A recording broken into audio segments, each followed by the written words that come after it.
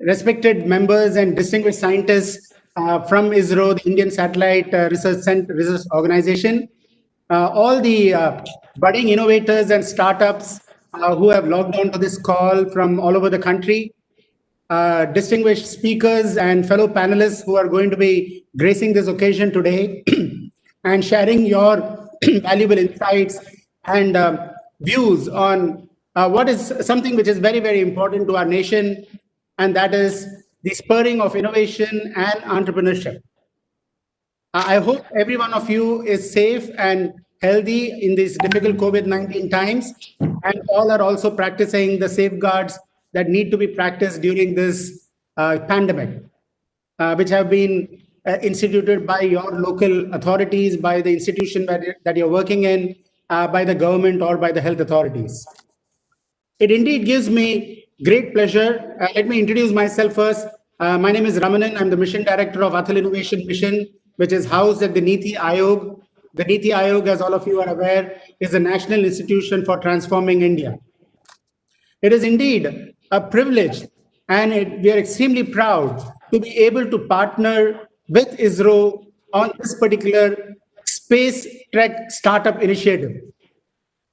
All of you are going to be led on a journey, an innovation journey, all the startups and budding innovators who are all there, into the world of space. And with the opening up of the private sector to the space industry, which was possible because of the interventions of the Honorable Chairman ISRO and his colleagues, we are now at a very exciting phase where we are going to have innovation, entrepreneurship, and many such initiatives which can come from the private sector, not only for the utilization of space technology for the benefit of the nation, but also to be able to contribute to space technology that can position India as an unquestionable leader in space technology and space research for the future. It is also in line with the Atmanirbhar Bharat that we are all talking about and which has been espoused by the Honorable Prime Minister. And yesterday, we had the wonderful opportunity of launching what is known as ARISE Challenges, Applied Research and Innovation for Small Enterprises for the MSME sector, along with ISRO, where 3 challenges were launched for the startup community and the MSME community.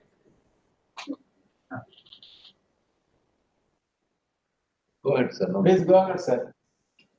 Nilesh, you please mute it. Before it's not speaking. Sir, please go ahead.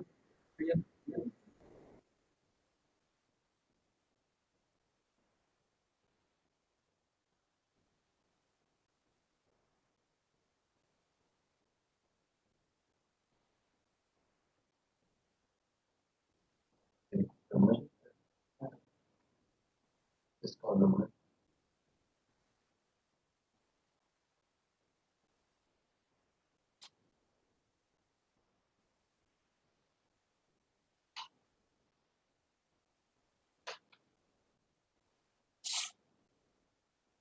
There is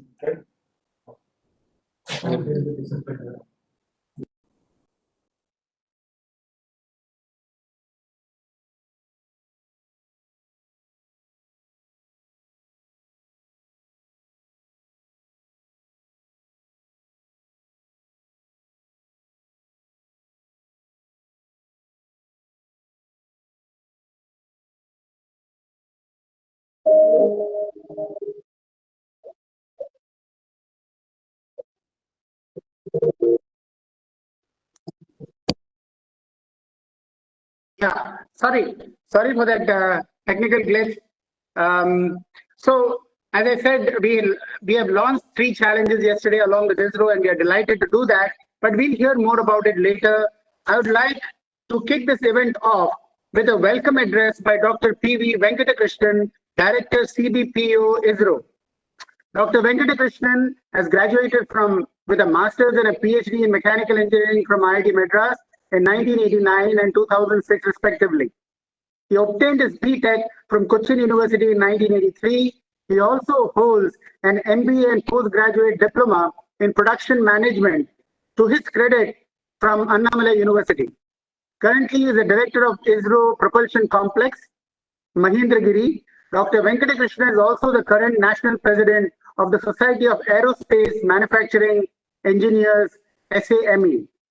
He was instrumental in setting up the HAL Aerospace Division in the development phase of the PSLV program and has contributed significantly in the developmental phase of hardware for ASLV, PSLV, GSLV Maker number 2 and MK3.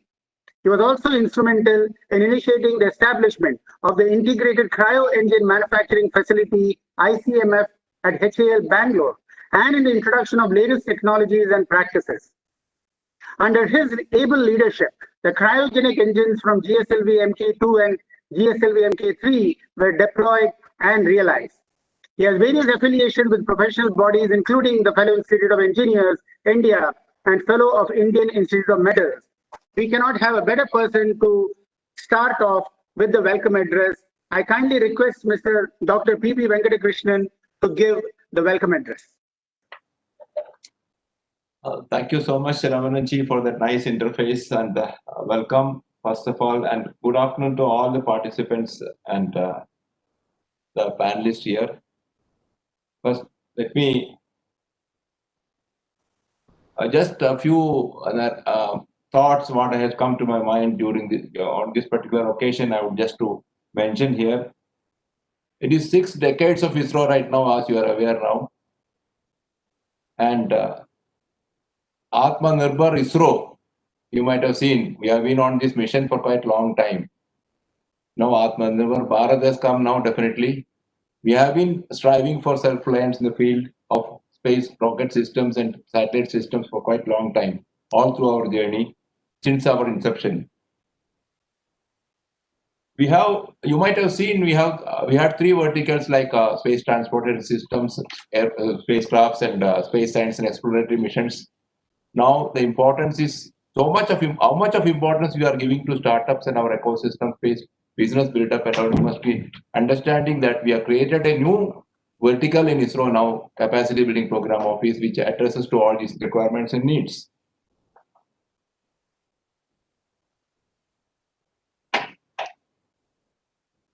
Indigenization, you might have seen, we have been into indigenization for quite a long time. Almost all the metallic materials of ISRO, our rocket launching systems and satellite systems are indigenized right now. We are into chemical and electronic systems also right now. We are focusing on that.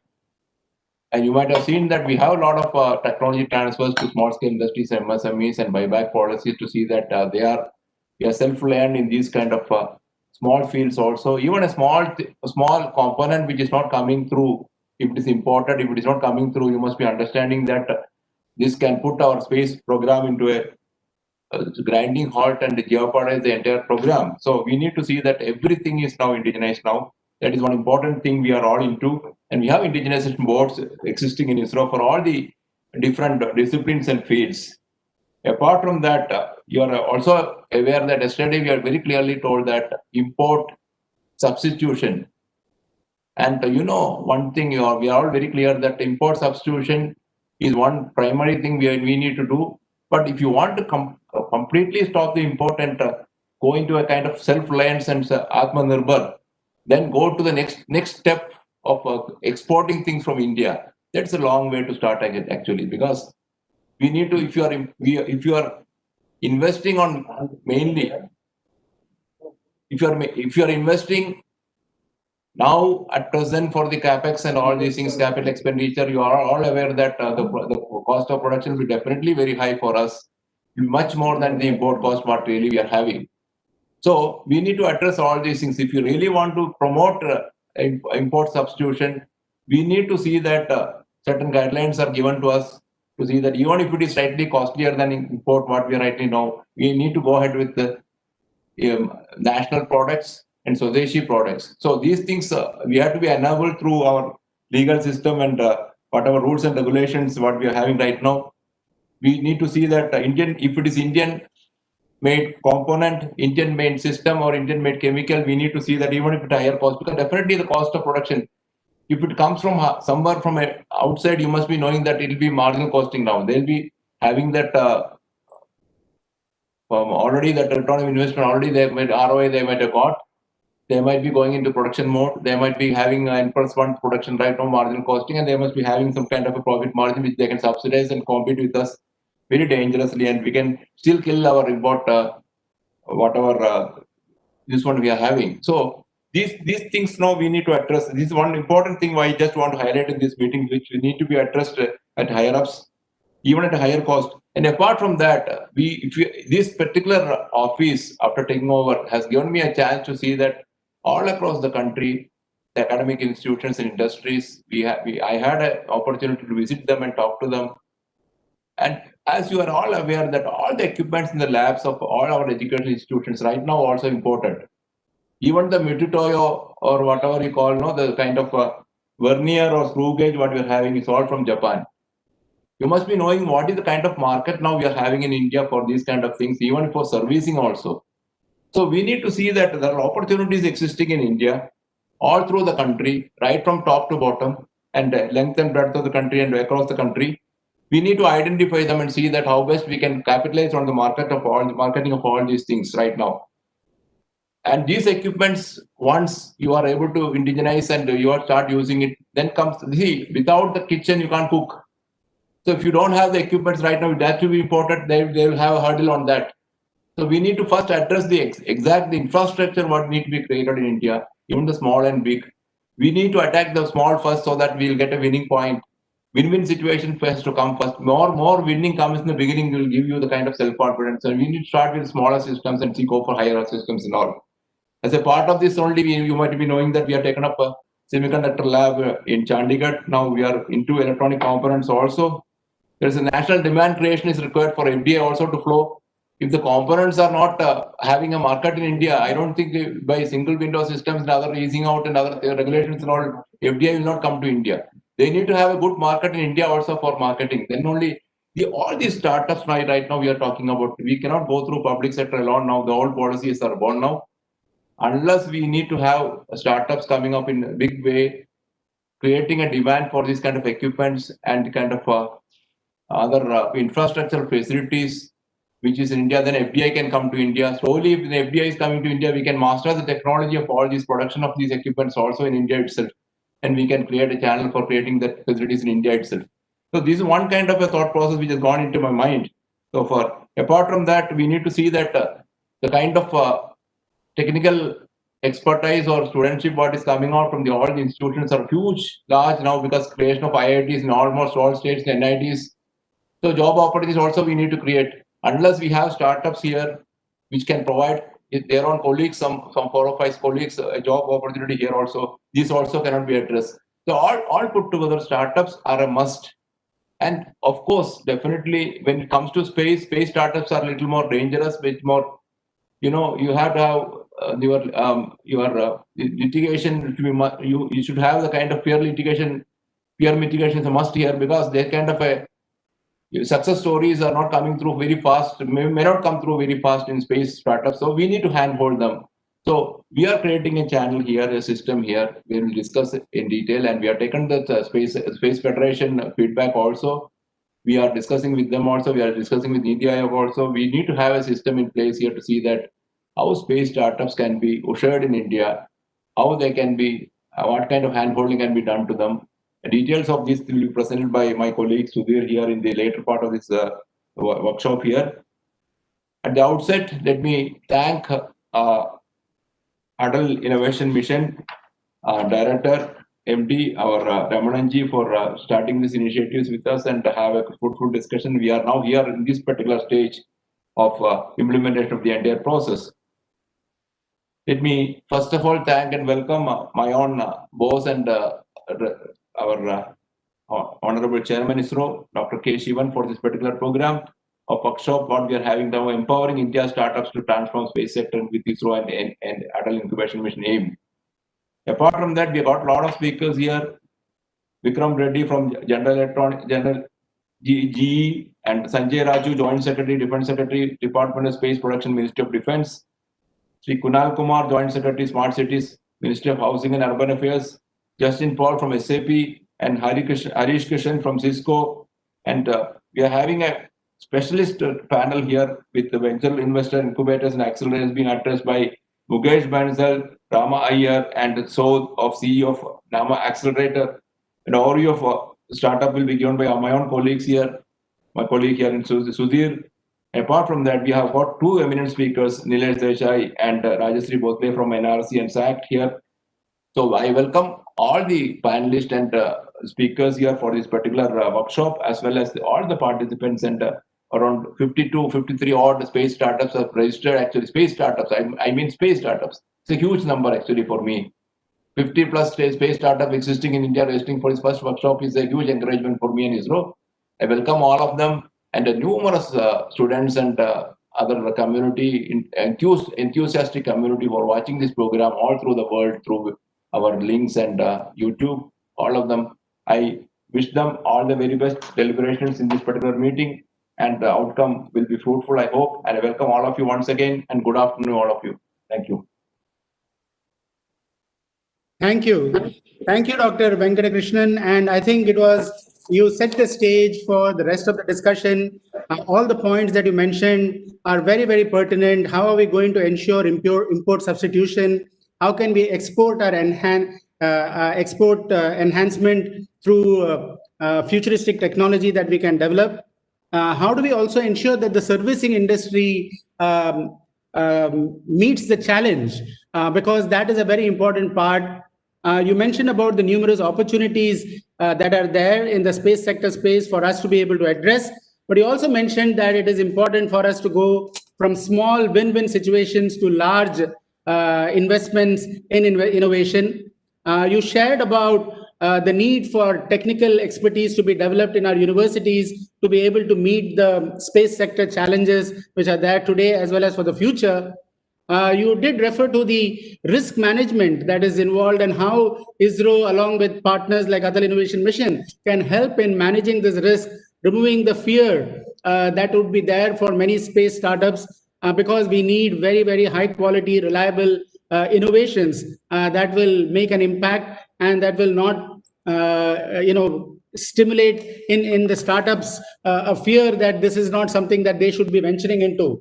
And we need venture capitalists also to be able to invest in all of this. So all the points that you mentioned are very, very relevant. I thank you so much for sharing and setting the stage, because these are some of the questions that we would like our panelists as well as the speakers to be able to address as we go along.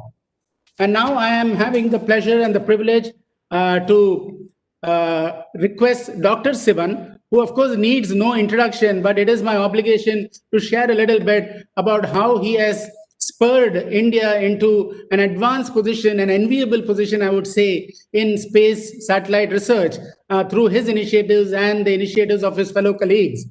Dr. K. Sivan joined ISRO in 1982. He was inducted into the PSLV project. He specialized in aerospace engineering, space transportation systems engineering, launch vehicle and mission design control, and guidance design and mission simulation software design. He's also specialized in mission synthesis, simulation analysis, and validation of flight systems. Dr. Sivan has significantly contributed towards end-to-end mission planning, design, integration, and analysis. His innovative contributions, particularly the strategies adopted in mission design, enabled the consistent performance of PSLV. This also proved to be a good foundation for other launch vehicles of ISRO like GSLV Mk2 and Mk3, including RLV-TD. He is the chief architect of the G6D trajectory simulation software, Sitara, which is the backbone of the real-time and non-real-time trajectory simulations of all ISRO launch vehicles. He was responsible for commissioning world-class simulation facility in ISRO for mission synthesis and analysis, which is used today for mission design, subsystem level validation, and integrated validation of avionics systems in all the ISRO launch vehicles. He developed and implemented an innovative day of launch wind biasing strategy that enables rocket launch on any day under varied weather and wind conditions. He was the chief mission architect for successful launch of 104 satellites in a single mission of PSLV, something that the country is extremely proud of, and we talk about it everywhere we get a chance to. He has, of course, received many awards, including Doctor of Science from selected universities. He has numerous publications in various reputed journals. But most of all, he is a very humble, unassuming man, dedicated to the cause of research, innovation, and of course, furthering the space technology and ISRO's missions into the future. Thank you so much, Dr. Sivan, for agreeing to participate in today's event. We are eager to hear from you about and encourage and inspire all the people who are attending the call, the space startups, the 52 space startups that Dr. Venkitakrishnan referred to, and all the other budding startups who would like to play a contributory role to the growth of the Indian space sector.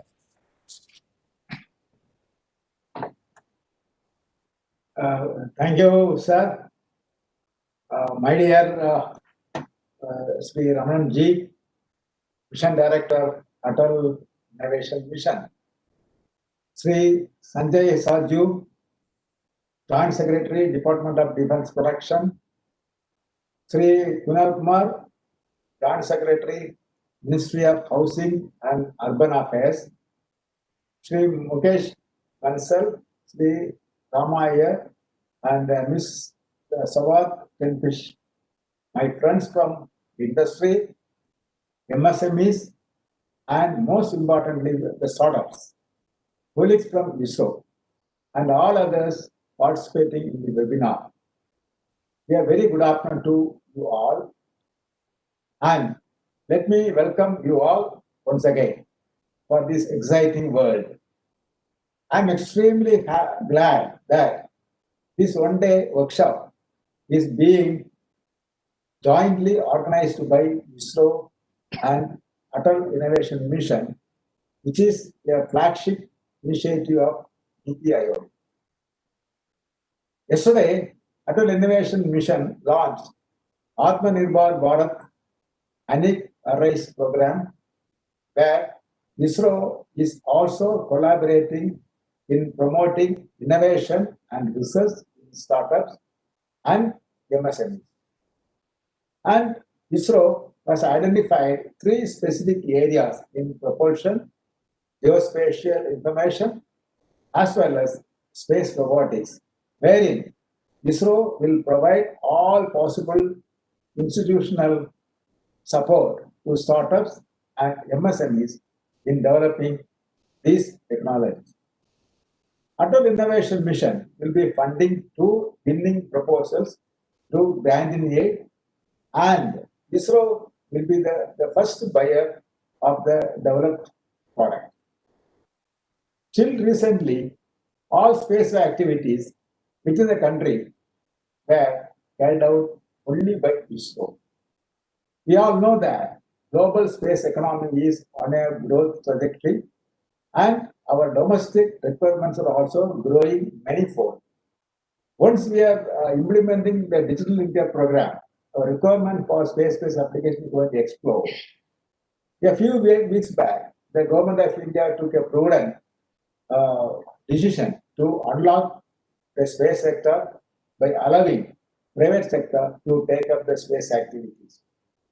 As part of the space sector reform, a new entity called Indian National Space Production and Authorization Center, that we call InSpace, has been established within Department of Space. InSpace will not only act as a regulatory body, but also handhold, promote, and facilitate sharing of ISRO infrastructure with private sector. As part of promoting research and innovation in the space sector, ISRO also announced the system development opportunity in human spaceflight program by academia as well as industry in a wide spectrum of technologies ranging from healthcare to space system. I am glad that we have received more than 200 very good proposals which are being evaluated by our experts. Definitely, the experts not only from ISRO, from the country also will be involved. Similar announcement of opportunities will be made for our future programs, including interplanetary missions. We all know that space system development, testing, and operation is highly critical, capital intensive, especially when it comes to system development and testing. And also, there are a lot of risk involved. Over the last 5 decades, ISRO has established a wide plethora of test and evaluation as well as integration facilities for various space systems. Earlier, there was no mechanism to either share the technical expertise or facilitate ISRO infrastructure usage by private sector. Now, there is a formal mechanism in place. We envisage a scenario where the private sector will be a co-traveler in ISRO's space mission. Private sector will also be empowered to carry out its own development missions. Let me assure you that this is just the beginning. The workshop today is aimed at creating conducive environment for a liberal and inclusive sector. Department of Space is also working towards creating a formal system to support space sector startups and MSMEs in taking up innovation, research, as well as product development. The program is conceived as Space Enterprise Encouragement and Development, that is SEED, and the broad contours of the program will be shared today.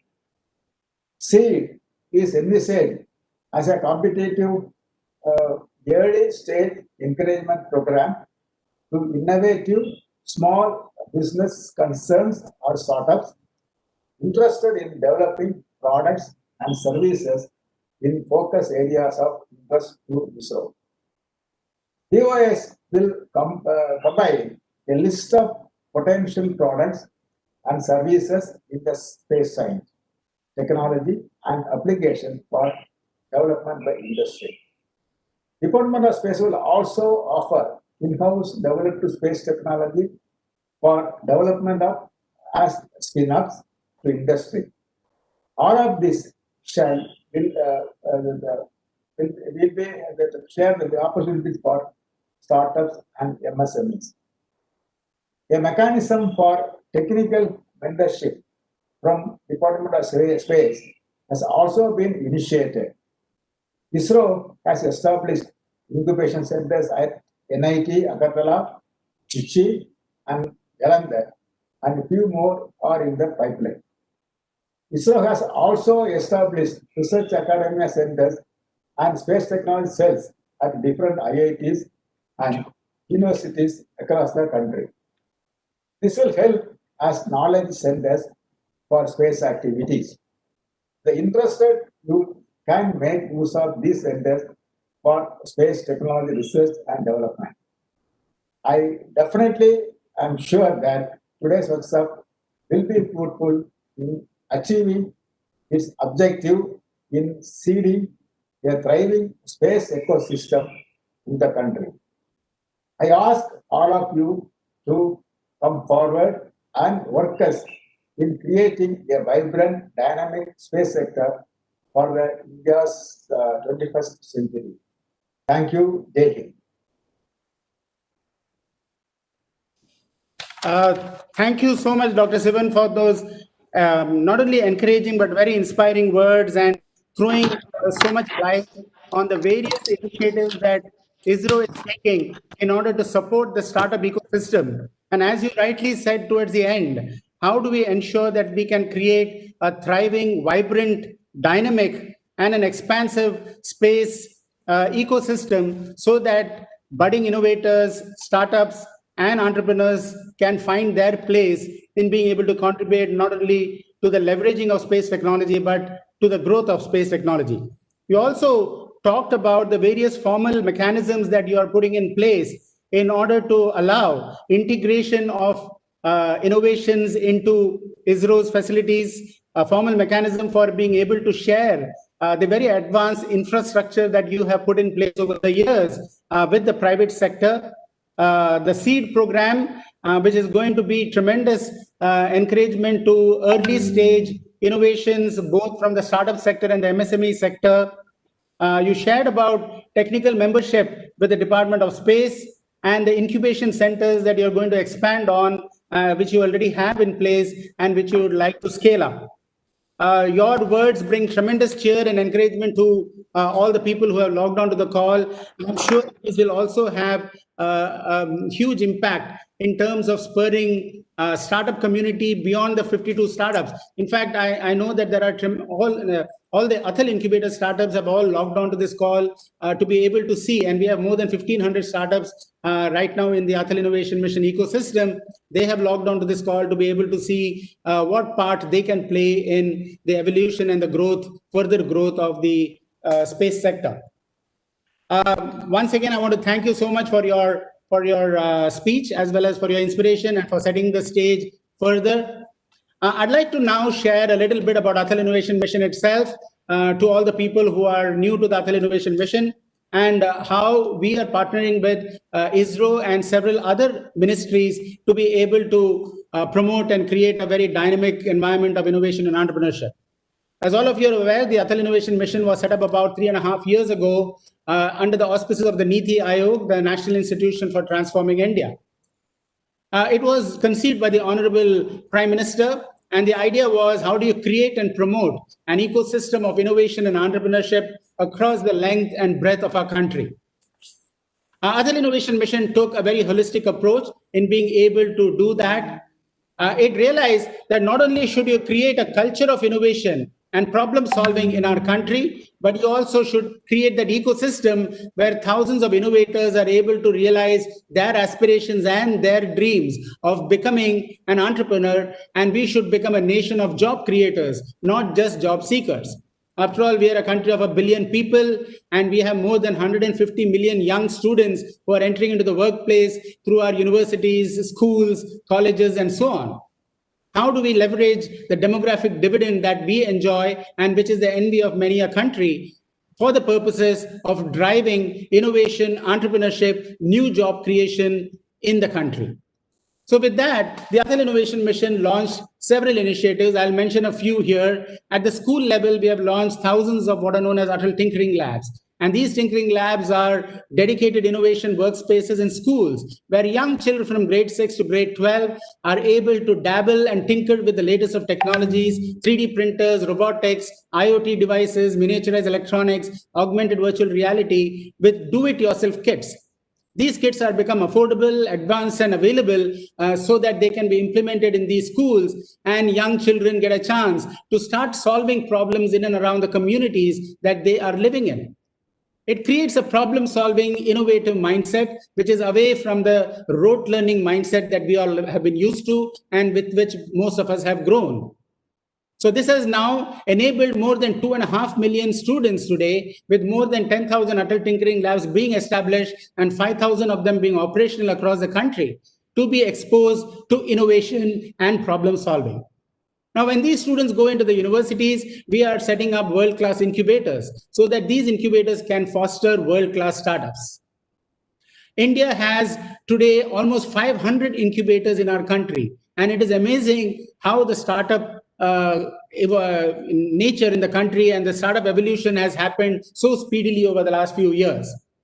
We have more than 50,000 startups in our country today. We have more than 21 unicorns in our country, and 60 Indians across the world have been responsible for creating unicorns.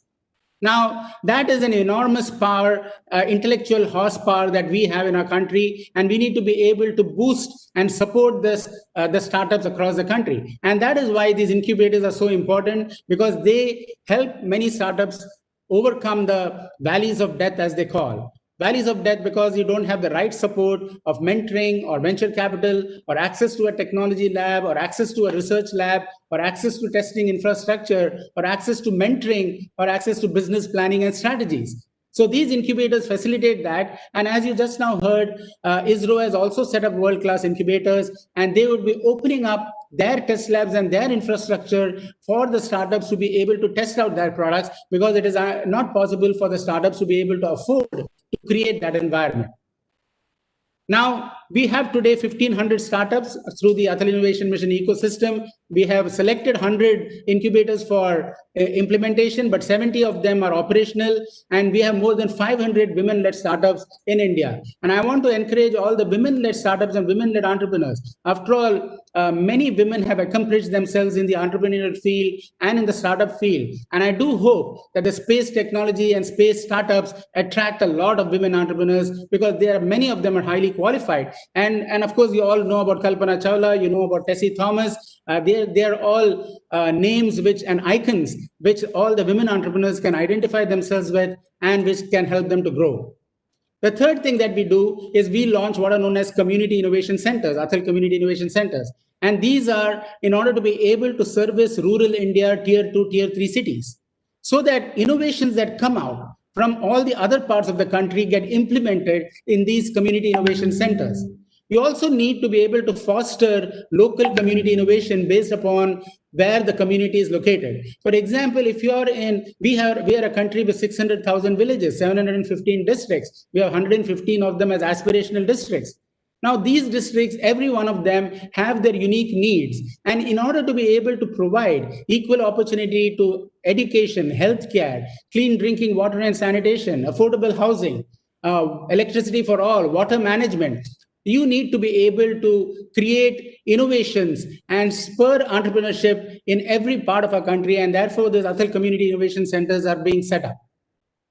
And also, we'll be using these community innovation centers to deploy, for example, satellite and space technology-based applications for the farmer, the rural farmer, for the education purposes, for healthcare, and so on and so forth. The opportunities are endless. We are 1 billion people with 1 million challenges. But as I always say, the 1 million challenges are 1 million opportunities for all the startups to grow up in this ecosystem. The fourth initiative we have is what is known as ARISE, the Applied Research and Innovation for Small Enterprises, and Atal New India Challenges for large-scale innovations. We launched ARISE yesterday with 15 challenges, along with the Ministry of Health, Ministry of Defense, Ministry of Housing and Urban Affairs, the Ministry of Food Processing, and with ISRO. Now, these challenges are to stimulate MSME innovation, because as all the other speakers pointed out, we need to be able to reduce our import dependencies. We need to be able to facilitate futuristic technology-based exports. And we have a unique ability and opportunity to do that. After all, the Indian industry grew by $108 to $191 billion IT/ITES industry just in the last 10 years. We have that intellectual capability, we have the knowledge capital. How do we leverage all of that to drive innovation to the next level and entrepreneurship to the next level? And that is why these challenges, like the ARISE challenges, the IDEX challenges, which we have launched along with defense, which I'm sure Dr. Jaju will expound on, the various ARISE, the ENIC challenges, Atal New India challenges that we have launched with various ministries, these will become a source of solutions for problems and will have national socio-economic impact. And finally, to be able to support all of these initiatives, we are very closely working with the private sector, with individual mentors, and with global NGO organizations. It is very important. When we look at the startup world, how do we bring a convergence of public, private sector, industry, local government, and central government into play? Because unless all of these actors come together, we will not be able to have the impact that these initiatives need and the thrust that is required. Now, in order to do that, we have created a Mentors of India, Mentors of Change network. And today we have more than 10,000 mentors registered in the Atal Innovation Mission. And these are associated with Tinkering Labs. 5,000 of them are associated today with Atal Tinkering Labs. And there are more than 100 mentors, 150 mentors who have been associated with startups and with incubators. Many private sector players like Cisco and Dell Technologies and IBM and Google and so on, they work very closely with Atal Innovation Mission to be able to support not only our initiatives, but to be able to actually contribute to the initiatives and to contribute to the startup world. The COVID-19 situation actually brought industry, academia, and government very close together. I was fortunate to head and coordinate a group of ministries, Startup India, the Department of Biotechnology, Department of Science and Technology, Atal Innovation Mission, Invest India, and Agni, and so on. All of us searched for COVID-19 related solutions to address this current global pandemic. And what did we find? We found more than 1,500 startups who had preventive, assistive, and some curative solutions for the COVID-19 crisis. Now, that was amazing because the startup world that has been in the making, 50,000 startups that I talked about, which have been in the making, have responded splendidly to the COVID-19 crisis. We now have an opportunity post-COVID-19 to resurrect India and create the Atmanirbhar Bharat that the Honorable Prime Minister has espoused by focusing on the 5 pillars, the pillar of technology, the pillar of demographic dividend, the pillar of demand, the pillar of socio-economic progress, and the pillar of infrastructure. We need to ensure that not only the physical infrastructure is enhanced in this country, so that the 600,000 villages, the 715 districts are all connected, the 8,000 towns and cities that are there all become hubs of innovation and job creation. And therefore, we are very, very privileged and we feel very proud that we are part of this Atal Innovation Mission ISRO initiative for the startups. The space sector is one sector which every one of us can unquestionably claim to have leadership. The space sector of India has demonstrated to the rest of the world the capabilities of Indian technology, Indian innovation, frugal innovation, affordability and accessibility, while at the same time ensuring space leadership. Now, that's something we should take full advantage of, and it is wonderful now that the private sector is being allowed the opportunity to participate in the space programs. That's going to usher in a new era of growth, exponential growth, I would hope, for the space sector in India, but also for all the related sectors, because the space sector is intricately tied up with other sectors, benefits to the other sectors, whether it is in agriculture, whether it is defense, whether it is smart cities, whether it is in transportation systems, artificial intelligence, you name it. The data that comes through space technologies is going to play a very important role in being processed and create solutions for the rest of the country. And whatever solutions we develop for India are going to be solutions for the rest of the world.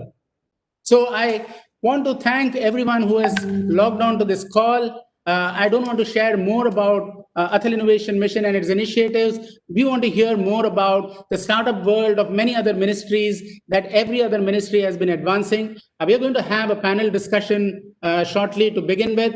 So I want to thank all of you all for giving me this opportunity to also share a few thoughts on this occasion.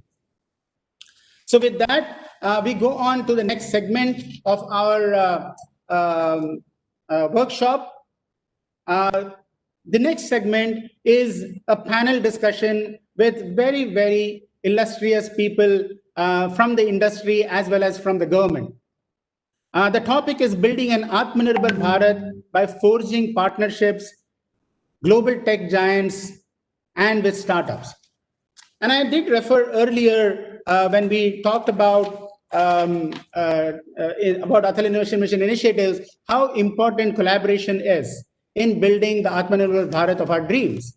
How important it is for us to see, and actually one thing I forgot to mention, the COVID-19 crisis actually brought a great appreciation of the startup world by the corporate industry. The corporate industry understood. It was like a watershed movement for the corporate industry because many institutions, large corporates realized the power of Indian startups. It was almost for me, because I come from the IT world.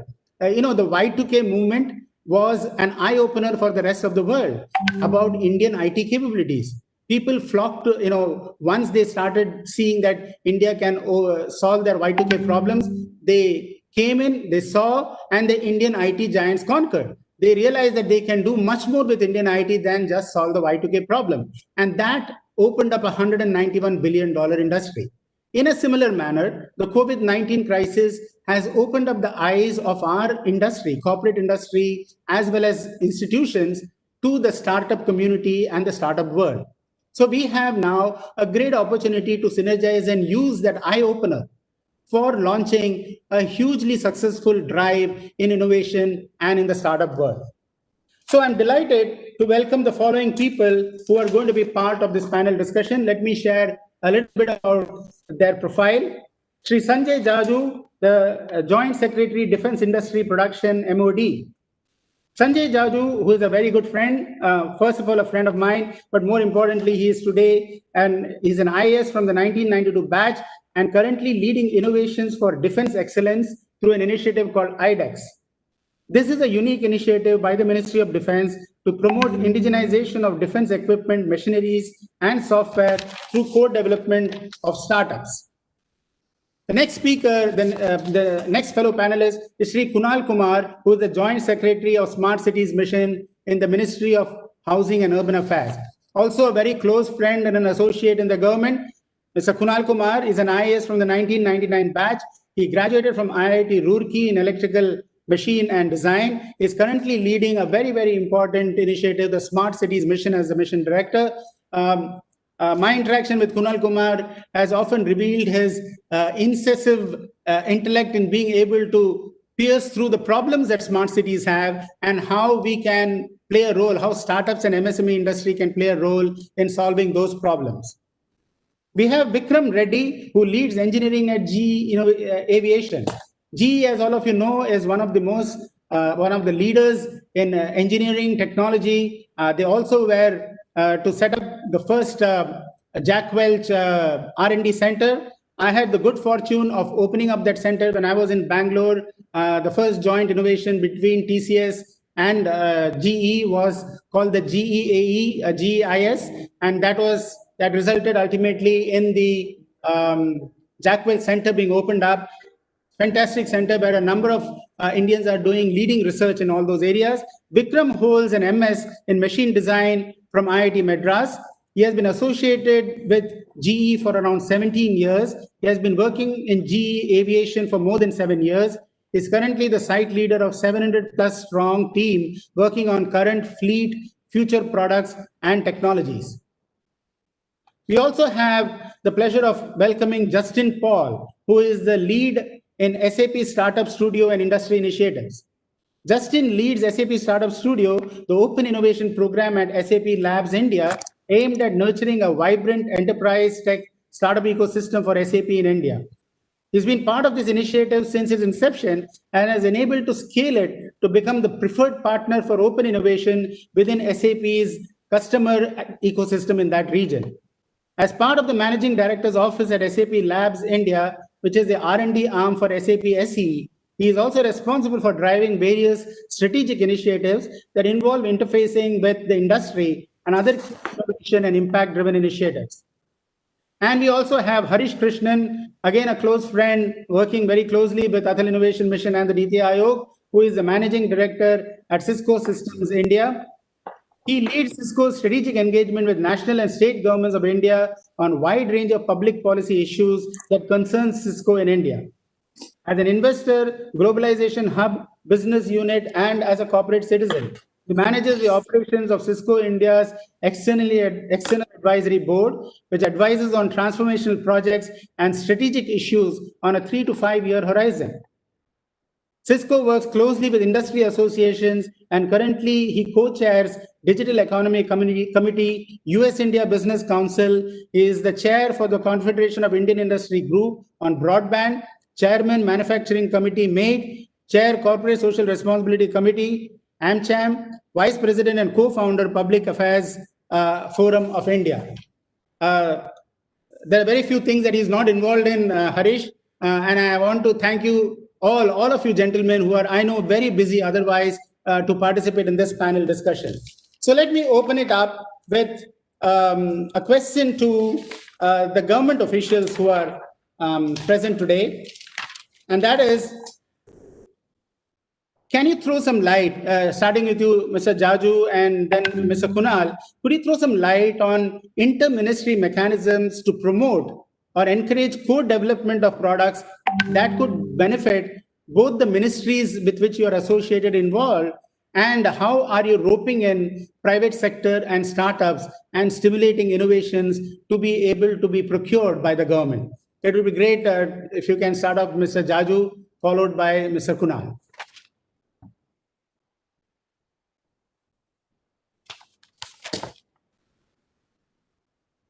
Jaju, Sir Jaju have been to join in.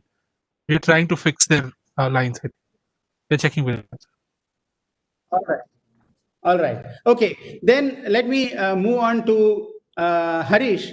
Harish, how would MNCs, global tech organizations address Atmanirbhar Bharat as an opportunity to engage with the local startups? And I'd like Vikram and Justin also to be able to give their views on the same question. Harish, I can start off with you. Hey, thank you very much, Ramanan, and pleasure to be associated with the Atal Innovation Mission. Like you said, we have a long history of working together. At the outset, I want to congratulate both Atal Innovation Mission and ISRO for announcing 3 new challenges for MSMEs and startups in India yesterday. It really demonstrates the faith that you have on the startups to solve some of the most challenging problems that the country has, and that indeed is the way to go forward. One of the earlier speakers talked about the opportunities in a component ecosystem in India. That is actually a very good one. I just wanted to pick on that because like there's a lot of pressure on bringing global companies to manufacture in India, but I think the real value addition will be if you're able to promote startup component manufacturing industry in India, encourage them to locally produce it, which can be sourced by global companies, right? So which will likely help when they set up manufacturing to increase value addition in the country, and that way we build up the manufacturing industry bottom up as well as top down. So I think it is extremely important that we do and we become a bit more deliberate about it. And so far as Cisco is concerned, we are in our 25th year in India. We've been a comprehensive investor in India, and we have over 30,000 employees, both direct and indirect, of which 12,000 are in R&D and in engineering, right? And Cisco is also slowly moving from being a hardware company to more into software, cybersecurity, and as a solution platform. And there is a tremendous scope for collaboration with startups there. Over 60% of Cisco's global products, India has a significant role in development of these products. There is a point of view that the global R&D centers, while they add tremendous value to the corporation, do not add much value to the local ecosystem, and we have been kind of very conscious of it and want to correct that impression. And therefore, we have been very involved with startups in our local local ecosystem, basically through 2 vehicles. One is the Launchpad that we have, which is an initiative taken by our engineering organization. In fact, it was established in 2016 as a direct result of the Prime Minister's Digital India vision, and where he talked about the need for more and more collaboration between public and private sector to take the benefits of digitization to the lengths and breadth of the country. It was our vision to Launchpad was our vision to give back to startup community by creating an exciting environment to connect, collaborate, and conquer. Through this platform, we have supported nearly 50 startups through mentorship programs, tech integration, joint go-to-market strategy, investor connects, and ecosystem enabling events. The startups incubated by Cisco under the Launchpad program are also across sectors. In fact, we have some very promising startups who have solutions in satellite technology and defense technology. I will just name 3. SatSure, it leverages advanced satellite remote sensing, machine learning, and big data analytics to provide answers to large area questions across multiple domains, especially in agriculture. We're using SatSure for our agri project in Kerala, for example, right now, which is helping the farmers understand how their farm can be made more productive by satellite imagery of their farms across timelines.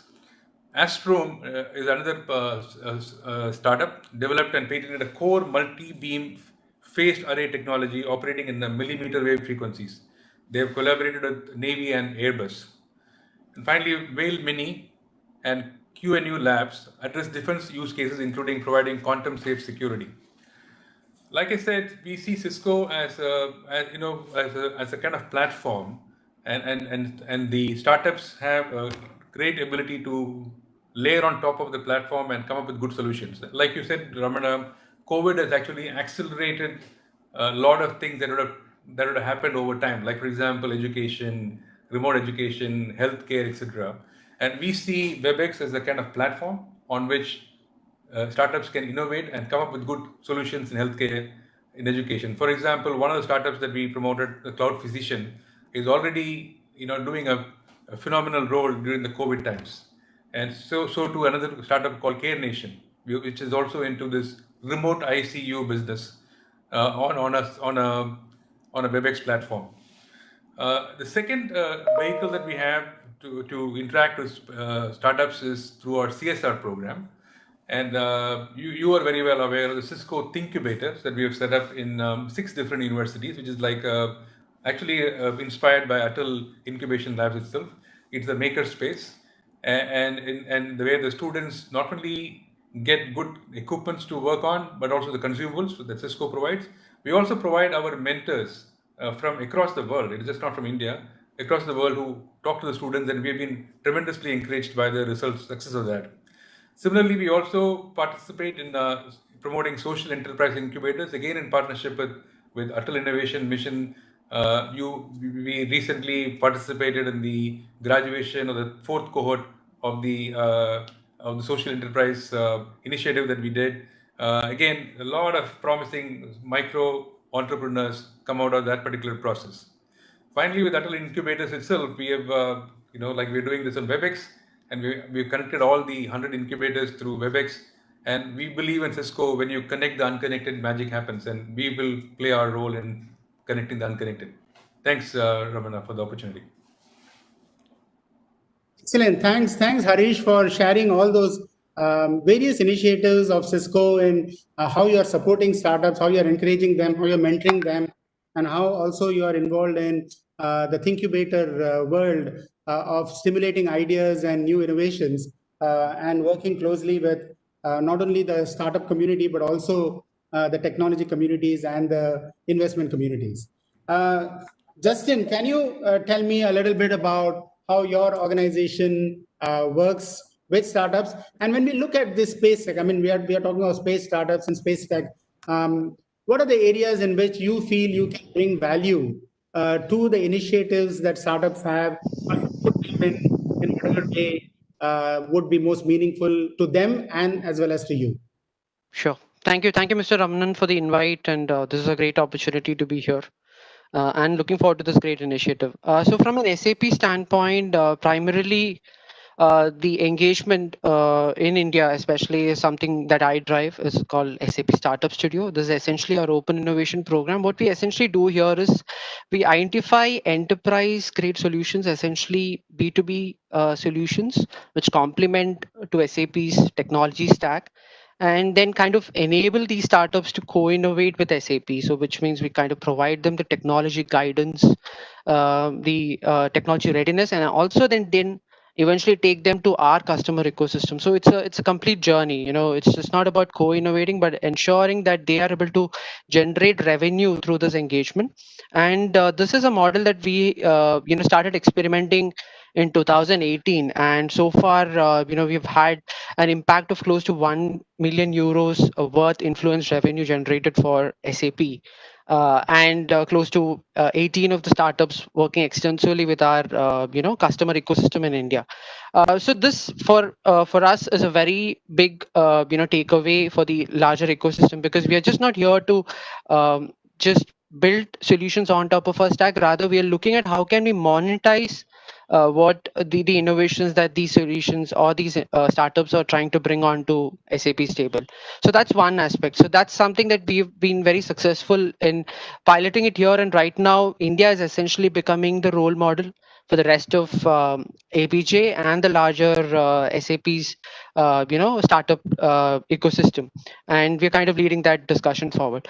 To your second question, in terms of where do you see SAP could play a role, of course, space technology is not something that directly is connected to SAP's world of thinking, but obviously there are different technology offerings from SAP that could definitely be leveraged and harnessed by startups working in this space, especially SAP's Spatial HANA services, which essentially is a geospatial service, which can be leveraged by startups. Operating in this space to kind of, leverage a specific DB, which can give you a lot more capabilities to kind of not just do the data processing, but kind of derive a lot more, specific insights.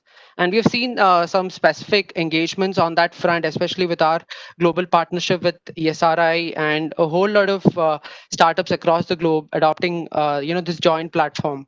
And here in India as well, we have had some success stories in this front with one of our startups called Drona Maps. Again, a startup working in the space of smart city. I think they've been part of multiple smart cities initiatives, and essentially their entire layer of spatial analysis is depending on the SAP platform. So that way, so these are some of the avenues, the technology avenues through which startups could plug into the larger SAP ecosystem. Thank you, Justin. That was wonderful to know the type of initiatives that SAP is having to support the startup world. Vikram, how is GE encouraging? I mean, you're in aviation, I'm sure you're also doing a lot of work on space technologies, propulsion systems, and so on and so forth, which are relevant to the space sector. Can you share a little bit about how you plan to support, or you may already be supporting the startup world in India, how you do it elsewhere also across the rest of the world? And when I look at a multinational like yourself supporting startups, there are three elements that I can see. One is you can provide mentoring support, which is very important. Second is you can provide access to your infrastructure from a testing or from a development point of view, because many startups or incubators may not be able to afford the type of equipment that is there. And the third is you could also invest in startups, some co-investment. So of the three that I talked about, which of the three, or do you participate in all of the three? You can throw some light on that. It would be great. Sure, Ramanan. Can you confirm? You can hear me okay? Yeah, I can hear you okay. Yeah. So I think for us being in aviation industry, of course, when we think of startups, we think both the physical and the digital side. And I'll come in a bit on what are the opportunities and what we are doing on both those spaces.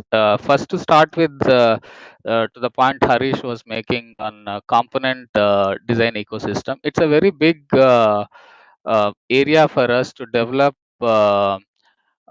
Companies, small companies that would be able to produce aerospace grade parts. And as you know, these are high value parts, requires precision, requires skills to be able to do it.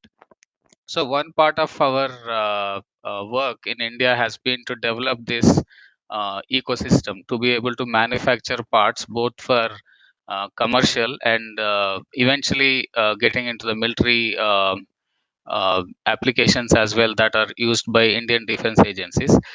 We have a large manufacturing now happening with Tatas in Hyderabad, and as you can imagine, every time we develop a supply base like that, there are many sub suppliers that develop around that ecosystem, and those are really the small companies, MSMEs that get into it and sort of form this very nice ecosystem.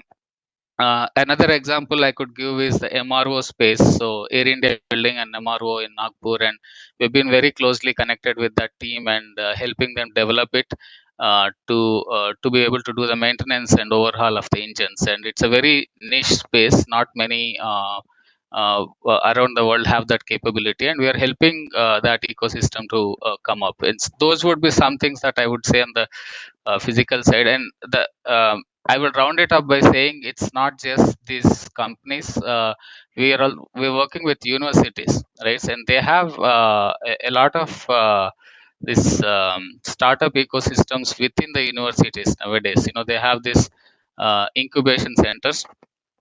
We work on advanced technologies like combustion systems, the high temperature areas inside the gas turbines that we use for propelling the aircrafts. we are looking at 3D printing. As you would have imagined, this is like anyone that talks about the next industrial revolution would not miss 3D printing. And like you have said, Ramanan, the capex becomes pretty important there. Not everybody can purchase a machine that's millions of dollars worth to sort of innovate and play around. So there, what we do is to collaborate with universities and open up our infrastructure for them to come and do trials, and we go to them to do to take advantage of some of the talent and high-end research that they can do. So those would be some things that I'll throw out there from a physical ecosystem standpoint. And needless to say, aviation is no exception to the digital startup ecosystem, and we are very keen and are currently working with startups in that space. Some of the areas would be like the aircraft routing optimization, right? So if you would see airports are buzzing around the world, of course, the COVID has taken us to a downturn in the short term. But when things resume to normalcy, there is a big areas around routing optimization. How do we help airports and airlines to optimize their traffic and manage the quick turnaround times? And every time an aircraft takes off and lands, we get a terabyte of data every takeoff and landing. That's actually a gold mine of data from our perspective and from airlines perspective, to be able to understand how each of these engines are performing in the field, sort of mimicking their physical reality in a digital space. And we are working with startups in that space, including one in India, that we do a lot of work around what we call as analytics based maintenance, right? So can we really engine by engine understand how are they doing in the field and have the health check parameters all the time being monitored, and hence plan the maintenance and in interventions with AI and ML being the front end for that.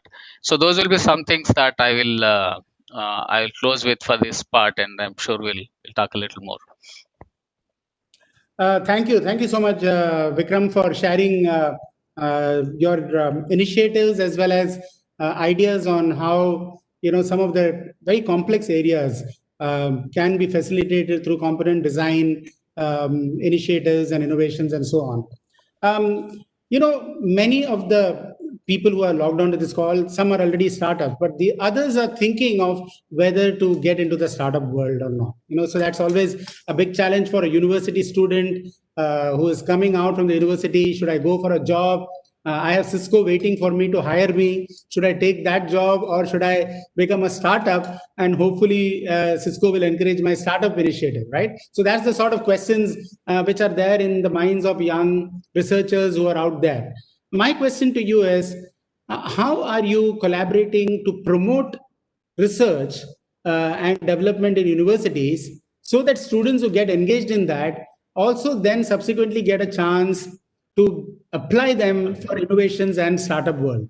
What are some of the initiatives that you as organizations are doing with universities across the country to encourage applied research and development, and thereby provide a stepping stone for them to move into the world of startups and entrepreneurship?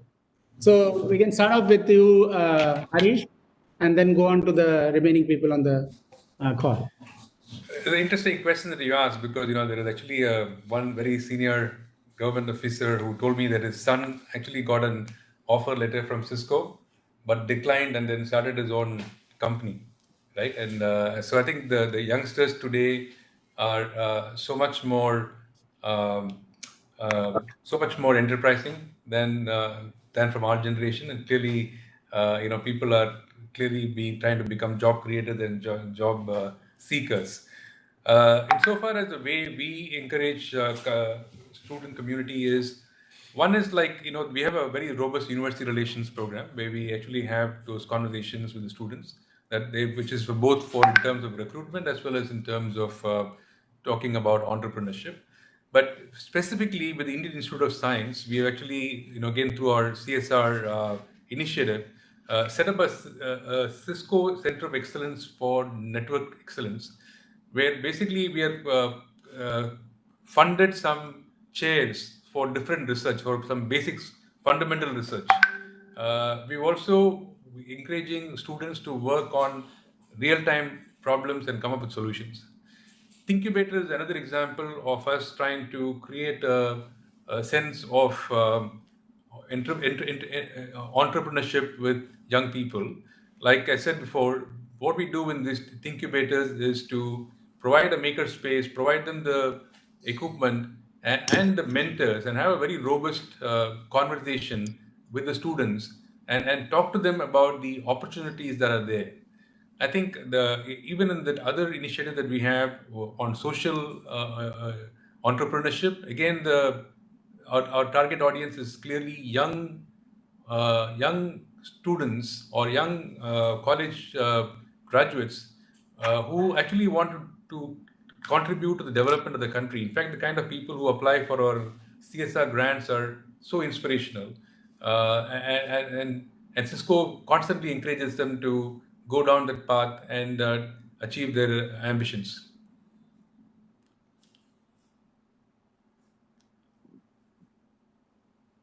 Yeah, thank you, Harish. Justin and Vikram, can you add on to whatever Harish has shared from your organization perspective? Sure. So, Mr. Ramanan, from an SAP standpoint, of course, similar to what Mr. Harish mentioned, we also have a very active university alliance program, as well as a very strong connect from our talent attraction team across the key universities in India. But one example that if I would like to quote is our engagement with IIT Bombay, where in collaboration with their Society for Innovation and Entrepreneurship, we had launched startup accelerator, or we call it an SAP Innovation Center in 2016, and we've been supporting that engagement since then. Essentially, the whole philosophy behind that initiative is to kind of drive a cohort-based bootcamp-led accelerator program to mentor and accelerate business growth on close to around 10 social enterprises or startups over a period of 1 year. That's how we started off that engagement, and it's been on for the last 3-4 editions. This is also in addition to the we also added on innovation center additionally, other than this initiative in IIT Bombay. And this has been an initiative through which we kind of work closely with the computer science department at IIT Bombay to specifically focus on research projects which could also have a direct impact in terms of SAP's roadmap as well. And we have also launched an interesting initiative back in 2016 called SAP Mile. This is essentially a university crowdsourcing platform. This was initially the internal version of this is called SAP Blue, which is our internal crowdsourcing platform. We kind of re-platform that for the university audience. What we do is whichever universities where we have a presence, we kind of provision this platform for student entrepreneurs to kind of start putting in their ideas, and then some sort of a collaboration could happen on working on that particular idea, and then all of a sudden magic happens. So this was something that we had piloted in IIT Bombay as well, in those years. So these are some of the initiatives that I could quickly think about. Yeah, but our engagement has been ongoing with a lot of these tier one as well as tier two institutions across the country. And in fact, this year, ever since our new CEO has taken over, he's put together specifically a group of institutions where, at a global level, they're also kind of quite actively looking at, and that's just shaping up as we talk. Excellent, excellent. So Vikram, I'm going to put you a little So bit of I think from our standpoint, universities is a very big deal in what we do in terms of our partnerships. We are right now executing more than 10 million worth projects across 7 different IITs, nearly all premier institutes across India. And why do we do that? This is our best practice around the world. We do this in Italy, we do this in Germany, we do this in America and India. So we are very uh, uh, very much in the thinking of involving best universities, best minds early on in our technology development. Some of brilliant outcomes that we have already got is a project that we did for a small, we call this a small combustor. It's a very small propeller unit. And we did actually 3D print the whole combustor. So that was like one very complicated combustor that we designed with IIT Madras and GE, and we printed it and we fired it in a test facility called National Combustor Research and Development Center in IIT Chennai. So it's those kind of outcomes are very, very encouraging for both students and universities and for us. We are implementing several technologies. For example, the spray coatings for the repair of the aircraft engine parts. And this is a very high value market, and the moment we can innovate something on it, lends itself to startups and entrepreneurship on their own. You just need to have that critical IP and being able to do it at aerospace level. So several areas like that: 3D printing, starter motors, in the digital space, across the board, a lot of projects. I actually have a dedicated team of 4 members that just work with strategic partnerships in India, full-time roles. Excellent. I think if you could kindly share your point of contact from within your organizations, I think when we identify promising startups who are winners of the challenges, etc., I would like to connect them with you all for them to be able to gain some additional support as and when needed or as you think is appropriate. But it will not be just a flooding of your contact, but a choice based on proven capability of a startup. We'd like to extend, and I hope all of you would be willing to provide those points of contact within your organization who will be encouraging the startup world and the entrepreneurship world that we are trying to create. So with that, I do want to, we have I think we have had some very good answers from all of you, but it has taken a little more time than what I had anticipated. So with that, I want to thank all of you for participating in this panel discussion. I just want to say one thing based upon my interaction with all the 3 of you who are supporting Atal Innovation Mission so very actively in various initiatives. I think the startups today are living in a world of possibilities, and that possibility is much more enhanced because of the presence of multinationals as well as large corporates within India who are really willing to go that extra mile to support innovation and entrepreneurship, not with any particular point of view that they want to get roped in as employees within their organization, but to be able to see how they can play a role in the ecosystem of India to promote innovation and thereby also give back to the community which is giving so much to them. India is a place where everybody is going to come because of the demand that is there. And you're going to have multinationals, you're going to have Indian large corporates all coming and seeking this market. But I think a tremendous proactive interaction between the startup industry as well as the corporates and the government will go a long way in cementing the possibilities and making it happen. And therefore, I'm delighted that you were all part of this conversation. Thank you so much, Harish, Vikram, as well as Justin for participating. Unfortunately, Sanjay, Jaju, and Mr. Kunal Kumar were unable to join for some reasons. Anyway, I have been more than adequately representing the government today with my presence here and probably having a little excessive part of it. So with that, I want to now start the next segment, and we have one of the most successful serial entrepreneurs with us, people whom you will all associate with or would like to aspire to, Mr. Mukesh Bansal, who again probably needs no introduction to the startup world that we all live in.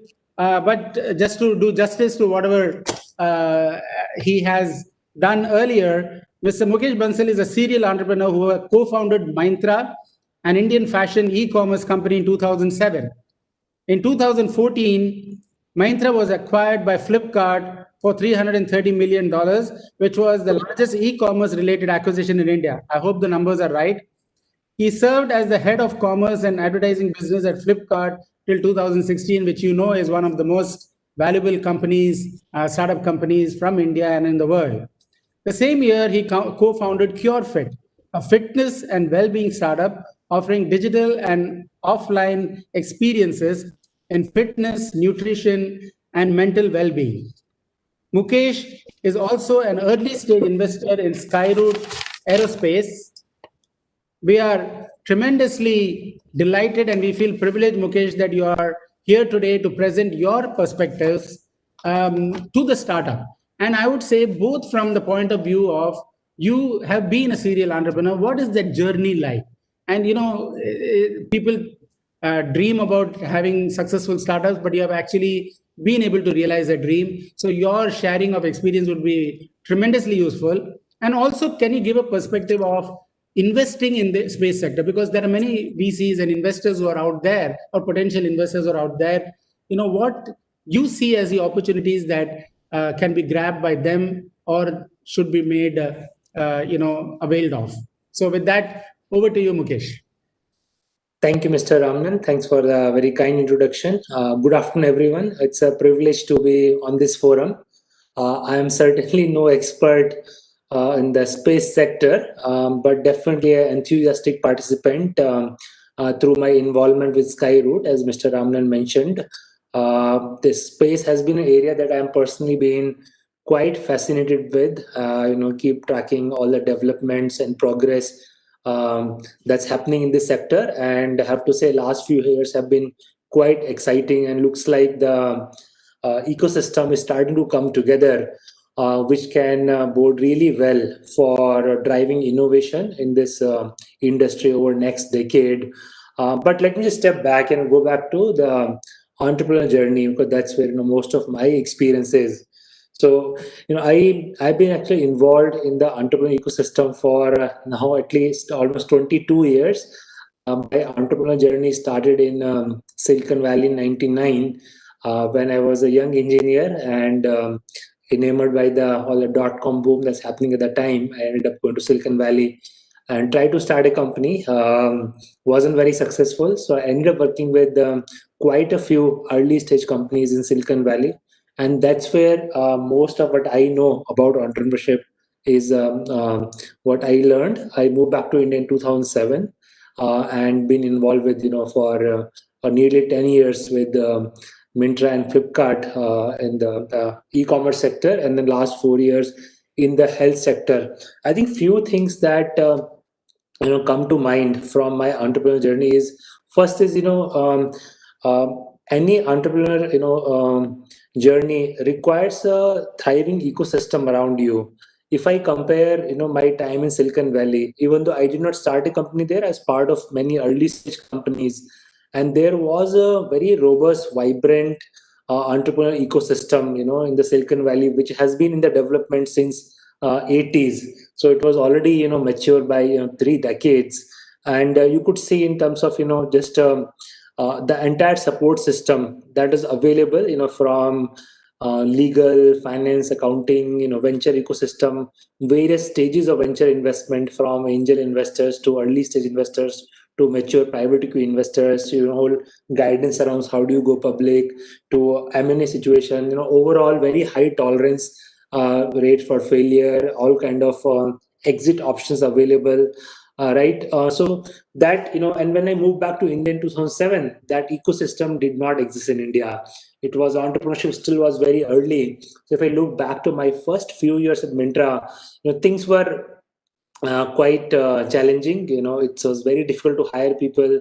It was for most people, the idea of giving up a well-paying job at Infosys or IBM or Yahoo at the time, leaving that and to join a startup was a novel idea. People just didn't know how to interpret it.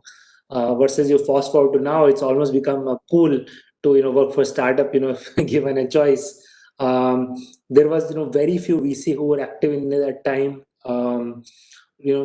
even smallest of things, like getting a basic legal agreement done will take, lot of lawyers, a lot of iterations and so on.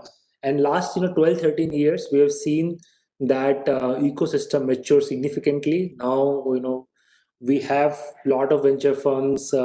There are many entrepreneurs each year. I think a lot more entrepreneurs are coming in. A lot of people fresh out of college starting very good companies. We have seen tremendous scale, many exits, and so on. Right. The reason I'm talking about ecosystem is I think if you look at space industry, we are perhaps at the cusp of uh, start of the new ecosystem. Fortunately, India has obviously immense prowess in the space industry because of all the effort that ISRO has done over the last 50 years. We have been at par with any country in the world in terms of technology know-how, a lot of success under the belt through government efforts. Now, as slowly, space industry is opening up, I think development of that ecosystem is very important. I think India has no dearth of entrepreneurial energy. Space is also one very unique industry where just beyond commercial interest, I think there is also a fascination about the immense possibilities that a space industry offers for innovation, for exploration. So there's a good deal of interest in that space. So I think for among all the stakeholders, both on the government side and private side, if we can think about how do we create that ecosystem and make it easy for a lot more entrepreneurs to come into space sector, try out different things, I think it will only accelerate speed of innovation. In my 22-year experience, of being an entrepreneur, working with many other entrepreneurs, I've learned that innovation does not understand age. We are always surprised how often innovation can come from someone who may be just a college student or just fresh out of college. By we all know that most pioneering companies in Silicon Valley are founded by people in their 20s. So as a space sector, and how do we create space, room for young entrepreneurs to come in, try their hand at it? We should also acknowledge, unlike a software startup, space is a heavy industries work. So a lot of infrastructure is required. So even if there are some few young entrepreneurs with great ideas, unless they have access to infrastructure, it's really very difficult to make progress. So making access to those facilities at commercially viable framework will be very important, so people can take their ideas from concept to production very quickly, test things out. I think it's a great area for a potential private public partnership. I'm sure ISRO must be thinking about how do they work with and enable larger entrepreneurial ecosystem, because space is also very wide field. There are a lot of areas of innovation, from electronic components to the software systems to materials to launch vehicles and satellites, and then the applied application on top of that. So and the startups can thrive in each of those areas as long as the backdrop is available in terms of easier regulatory framework, access to right facilities, support. The R&D in space sector is also very expensive, so favorable GST policies around that. The industry has been heavily regulated so far. I think one should look at having a single window clearance system, so that anyone who is looking to innovate in this category, at least have all the friction removed, and we can let literally 1,000 flowers bloom, and some of them can end up becoming a pioneering space company. We've been all hearing about some great company in space. In fact, in US now it seems like the agenda of space, which has been obviously led by NASA for last 50 years, but now finally moving into more into private hands, but NASA playing a very important facilitator role. So how can we create that ecosystem in India for a lot of innovation, powered by entrepreneurs to happen, heavily backed by ISRO, will be great environment. I think I can vouch for the creativity, passion, drive that entrepreneurs bring to table, willingness to fail.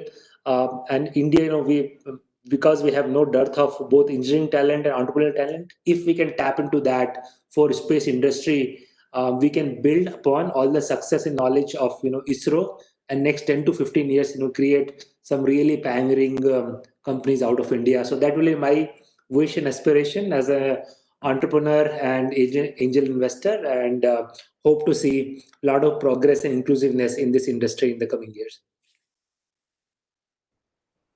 Thank you, Mukesh, for sharing those very, very important perspectives.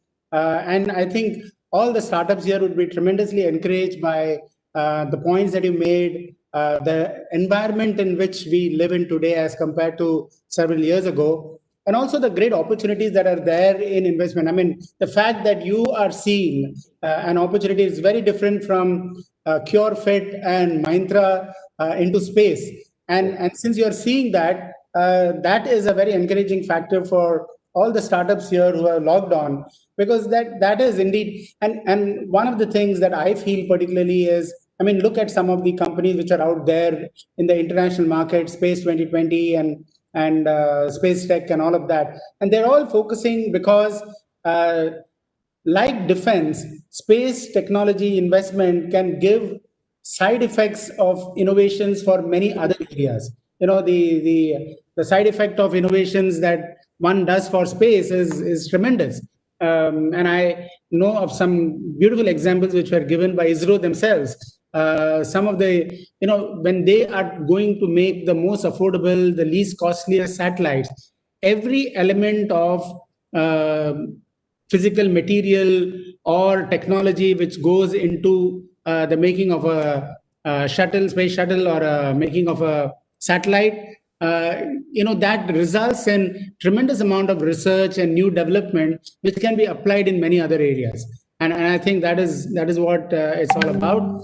So with that, Mukesh, you have set the perfect ground for Rama here to be able to share. He is, of course, the CEO of Chief Innovation Officer of T-Hub. Now, T-Hub, as all of you are aware, is one of the leading incubators of our country. It's an incubator in Hyderabad aiming to empower startups to scale faster, create a strong network of stakeholders, and accelerate innovation for top corporates around the world. Since its incorporation in 2015, T-Hub has provided 1,100 plus national and international startups access to better technology, talent, mentors, customers, corporations, investors, and government agencies.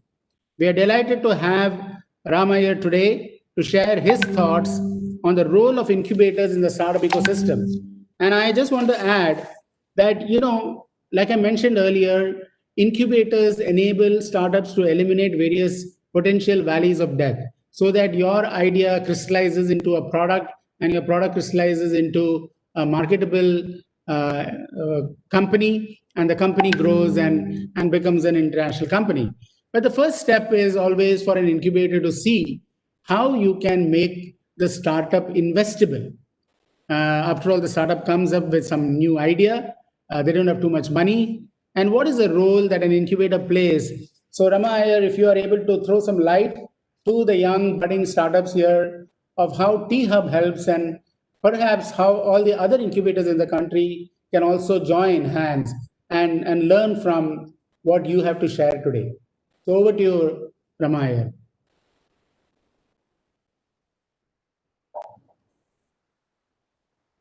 Mr. Rama here, I think, is facing some technical glitch. We are not able to see him. You're not able to see him? Yes, Okay. sir. So do we have Swat Techfish? Yes, sir. She is there, sir. Okay. So while we wait for Ramaya to join, Swat and Miss Swat Tenfish, thank you so much for joining today in this very exciting workshop. Let me introduce you to the rest of the people. Ms. Swat Tenfish is the Chief Executive Officer of NUMA Bangalore, an accelerator at Bangalore engaging with startups, cities, and corporations to foster innovation and to solve global challenges.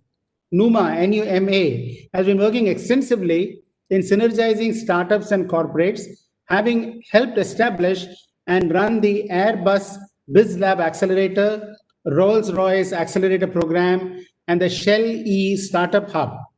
We are delighted to have Ms. Swad here today for presenting her thoughts on the role of accelerators in the startup ecosystem. Ms. Swad, over to you. Oh, can you hear me? Yeah, we can hear you, but can't see you. And I think now you. Yeah, okay, wonderful. Yes, Ms. Swad.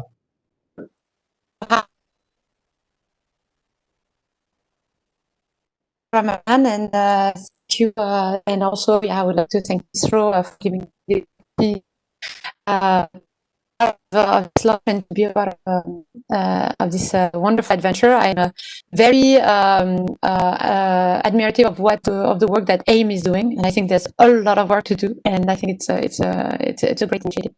So yeah, to tell you a little bit about the work that we have been doing on our side in the startup ecosystem. I can tell you the story of NUMA, how we started NUMA 20 years ago.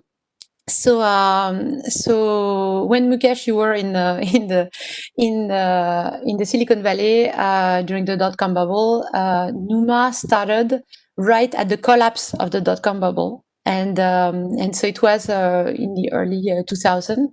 A lot of digital entrepreneurs came together with no work, no resources, no network, to help each other and to help each other survive that time, that very harsh time on digital entrepreneurs, and to create something new. So you have to imagine that 20 years ago in Paris, in France, you had no co-working space, no ecosystem whatsoever, no understanding of what is this new economic object that is a startup. So as Mukesh was saying again, like it was a very harsh time for digital entrepreneurs, and so that's why we created this association in the center of Paris called Silicon Sentier. Silicon Sentier was pioneering basically the startup ecosystem in France. We brought the first concept of a co-working space in France, the first concept of a digital accelerator program, and we grew into this very large ecosystem with a lot of different initiatives. And one of them was the first open innovation initiative in France. Basically, the idea was to bring together the corporate world and the startup world, and to see how we could bridge the gap between these two worlds. So there was around 2000, at that point, 2008, 2010. And again, the whole idea at that point was to bring these two worlds together. The corporate world was not understanding how disruption was coming from the sub world, and they were trying to understand that, to comprehend, to fight or absorb. And so and the startup world clearly at that point needed the infrastructure, needed the help, needed the support of their basically natural B2B partners. And so this grew into finally one umbrella brand above all of this called NUMA. NUMA is numérique humain.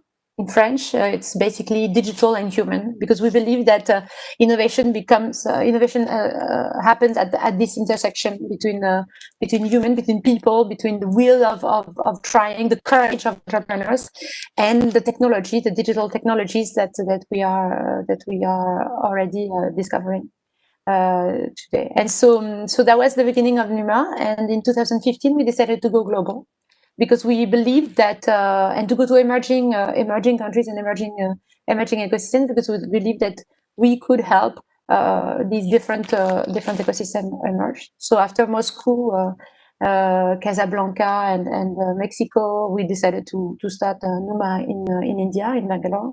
Bangalore was, of course, and is in fact, of course, today still the hotbed of the digital entrepreneurship in India, and because of the legacy of the IT legacy in Bangalore, but also because of the number of large MNCs having their research centers in Bangalore. I think out of 700 research centers created by MNCs in India, 500 of them are in Bangalore, around Bangalore. So you have this kind of like I would say critical mass of entrepreneurs, of digital players in India, in Bangalore, and so this is something that really like we really wanted to support and help develop this ecosystem.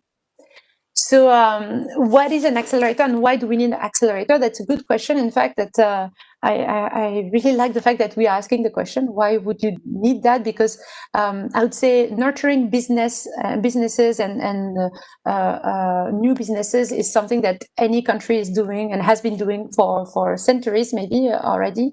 But this new what I was calling this new economic animal, this new object, is very different. First, it has a life expectancy that is much shorter than any other emerging businesses.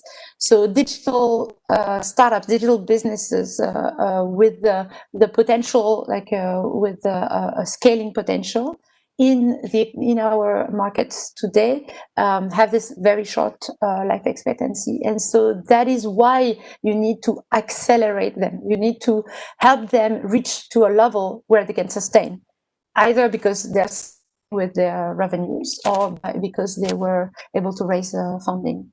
So there is a particular window of time after their incubation, after the incubation of an idea, and before they can start their growth journey, where the startup need the ecosystem and need an acceleration partner.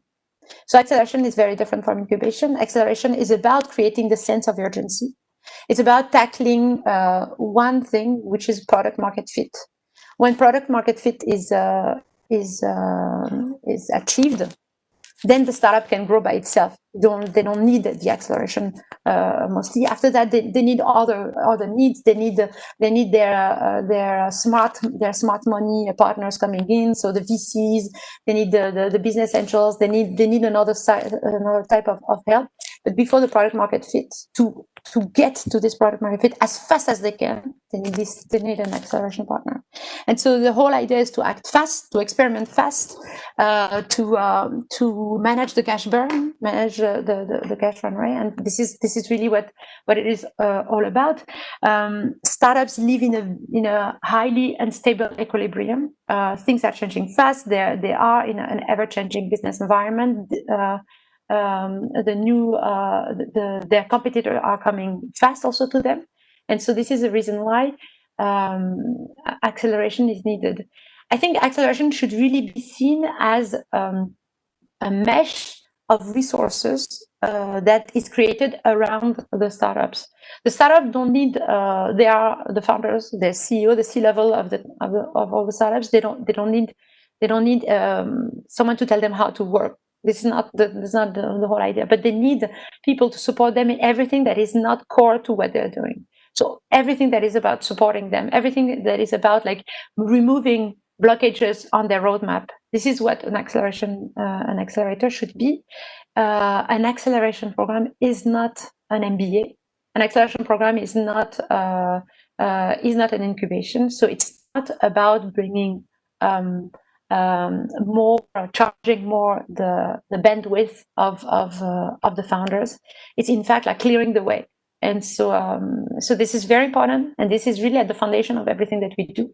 The whole idea is to bring the opportunity when it's needed, when they're ready, the right mentor when it's needed, and so everything is very on ad hoc basis, very tailored, and that's how really acceleration is at the best.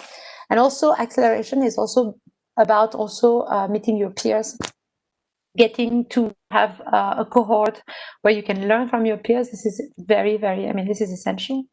And yeah, I think it's I would say it's an acceleration program is a new way of supporting an essential economic animal that is going to be building the economy of the future. And so and that is an economic animal that has very, very scarce resources, and so everything that can be brought by the mesh, by the ecosystem, is more than needed. And so today, the acceleration programs that we are seeing, the concept itself is shape shifting, and it's more and more, when we started as a pure player acceleration program, and now we are a corporate, I would say a corporate innovation partner. Today, we have helped Airbus BizLab create their own accelerator programs here in India. We have helped Rolls-Royce to create their first acceleration program in India. And this, the whole idea, again, is really to empower the interface between the corporate world and the startup world. Make sure that they understand each other and they can work with each other. And that when that happens, the potential is limitless. Basically, it's really impressive to see when things click between the startup world and the corporate, what they can do when corporates are bringing basically their legacy and their infrastructure and their scalability, the scale power, I'd say, and the startup brings their innovation and their agility. It's really impressive, and this is what we're doing. One thing that we can do, and that we really lean on initiatives like AIM, on incubators, on universities, on the academia, is to fill this gap of entrepreneurial skills. So today we have brains that work really well. Now, how to make these digital engineers, these experts into entrepreneurs, and this journey is something that these skills are needed. And so not only the will of becoming an entrepreneur, but also the knowledge, the specific knowledge of what it is to be an entrepreneur. So, so I think I've been a bit maybe too long. Thank you, Ms. Senfish, for I think a very insightful view on how corporates can help startups and how accelerator programs help to bridge that very important link, provide that link that is required in order for startups and corporates to engage with each other. I think, when you look at accelerator programs and you look at the number of accelerator programs that are being now run in the country, obviously an accelerator comes into play when a startup reaches a certain stage and then is seeing how to further expand, how to further scale up, how to get the necessary investments to be able to realize the full potential of what their startup has to offer. And the accelerator provides a way, as the word suggests, it's an acceleration of the startup's growth from where it has reached after a long time, after being incubated in incubator, to the next step of its evolution into the larger, bigger world where you need to succeed. And so I'm tremendously delighted that you were able to be part of this particular interaction. And I want to thank you so much for joining us at a very short notice. I do think there's one segment which Mr. Shri from T-Hub, ex-T-Hub, he was the CEO of T-Hub, but he'll be joining us shortly, and we'll hear a little more about the role of incubator has to play. We saw the role that investors have in the startup community. We saw the role that accelerators play in the startup community. And in between, you have the incubator, which enables startups to reach that stage where you can move on into an accelerator and into the larger world of successful companies.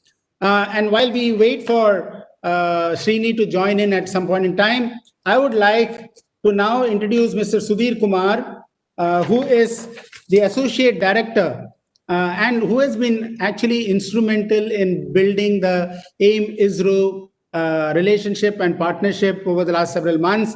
I have to thank him so much for all the support that he has given in being able to enable this day that you're seeing today. The workshop is really a result of tremendous work that is done in the background by Mr. Sudhir Kumar. He is an associate director in the capacity building program office of the ISRO headquarters, looking after industry interface and outreach activities for ISRO. Beginning his career at Tata Steels, he joined ISRO in 1995. Today, having spent over 2 decades in ISRO, realizing major infrastructure in the areas of solid motor production and launchpad, he has worked extensively in vendor management. We are delighted to have him today to present the broad contours of the proposed ISRO startup program. So this is a very important initiative from ISRO, and I'd like Mr. Sudhir Kumar to talk about it. And once he has shared what ISRO is going to do in the startup world and how ISRO is going to collaborate and encourage startups, we will have Shri, who has joined in, to talk a little bit about what incubators can also do in the process. So, Mr. Sudhir Kumar. Thank you, sir. Thank you for nice words. Probably it is a long-awaited program which we have been for last 6 months. Probably today is the good day with yesterday's nice words from Minister of MSMEs and encouraging words from very high-level people of Niti Aayog. Let us get started to the ISRO's program. I hope the presentation is visible to all.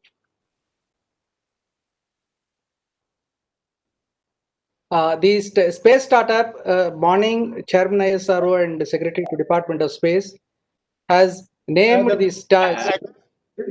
Visible, so they make it more clear. Yeah. Can you put the presentation on? I put the screen more. Yeah. Is it okay? Not able to see it, but I don't know whether. Yeah, we can see it now. Fine. The name, the Space Startup Program has been named as Space Enterprise Encouragement and Development, in short form SEED. Anyhow, that is in the anvil, and probably in the basic literature, the framework is being worked out. Probably as soon as it is approved by the government of India, probably we will announce firmly. The objectives of this program could be definitely, as it is explained in the initial sessions, building competition in the niche areas, because we find a lot of lack of competition in many areas in the space domain. Already Dr. Venkitakrishnan has explained on this one.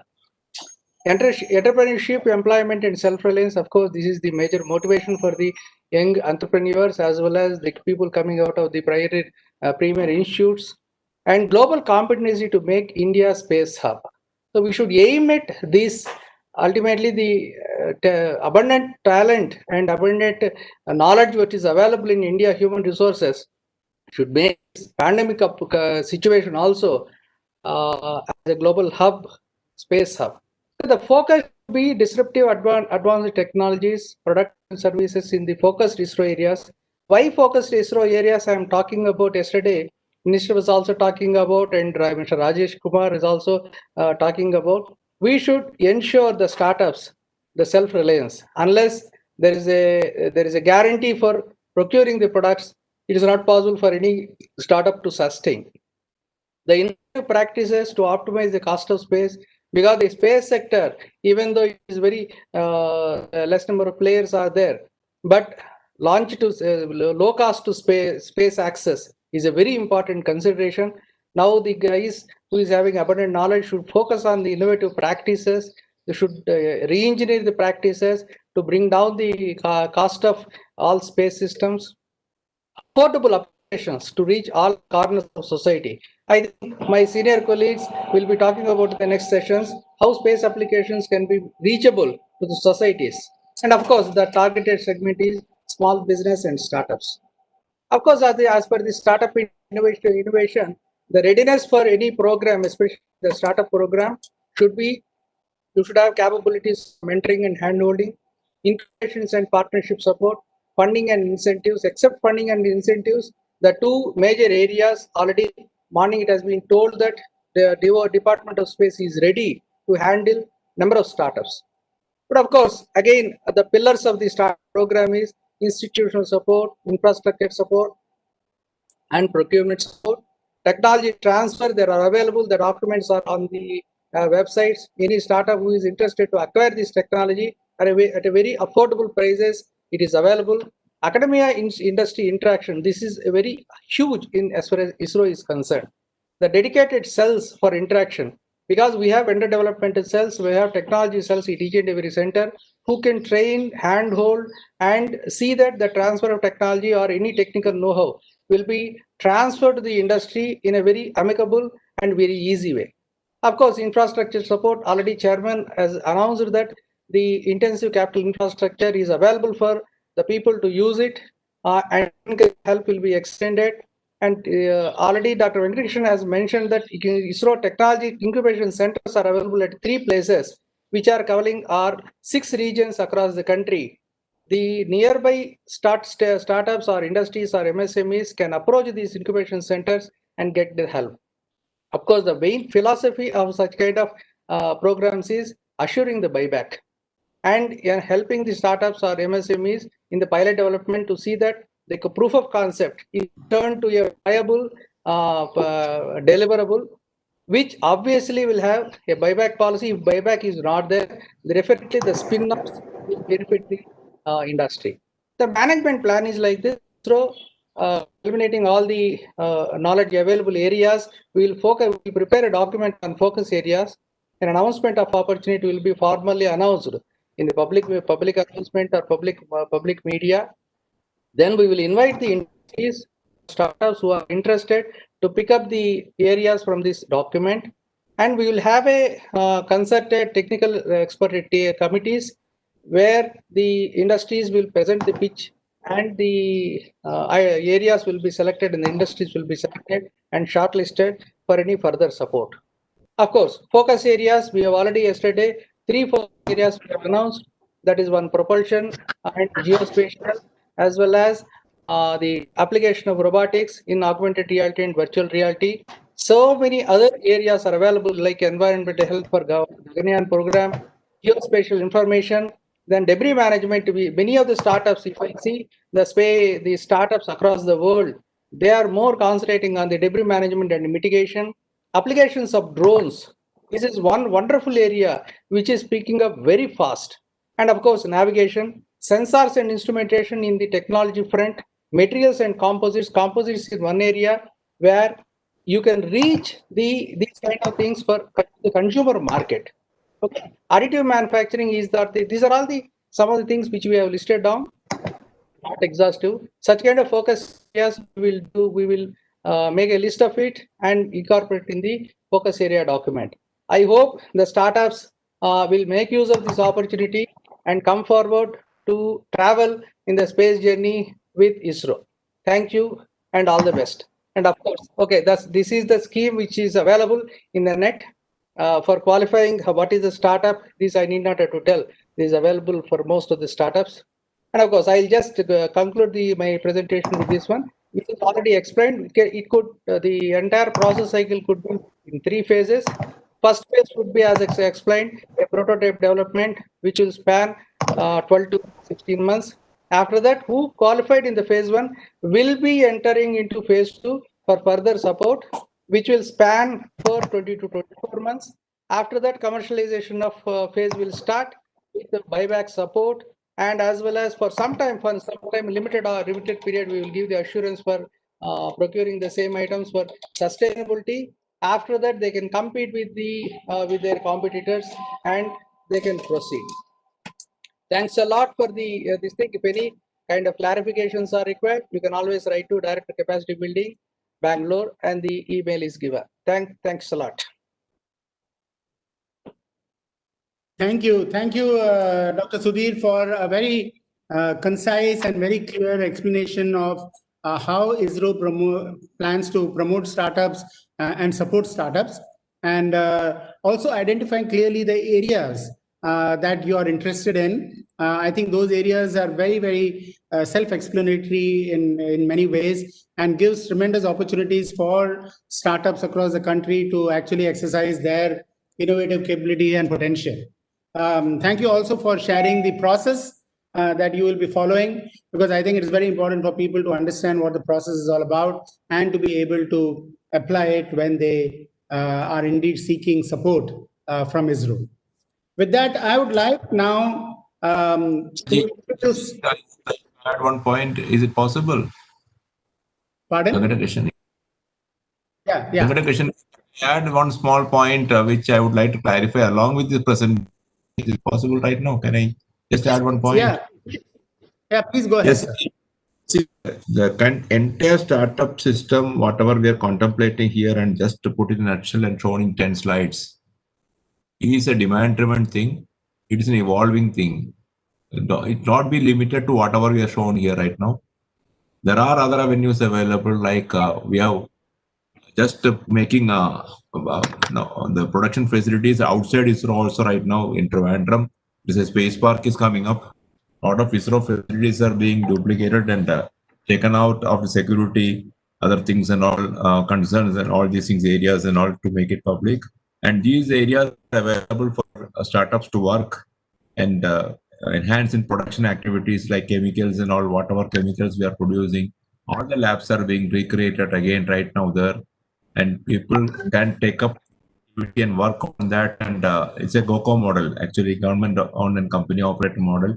You can entire of this particular lab you can take up and start working on that without any capex or anything involved, because our capex is involved and you can take it over, and the technical manpower and expertise we can use and get going, and you can start. And once you get the expertise, of course, definitely you can go and relocate it to any other part of the company. You can start off your own also. So all these things we have contemplated, and all are on the anvil. And the kind of program what is really in future for you is the kind of demand what is coming from your side. It's a very flexible thing. I just want to add to that. Thank you. Thank you, Dr.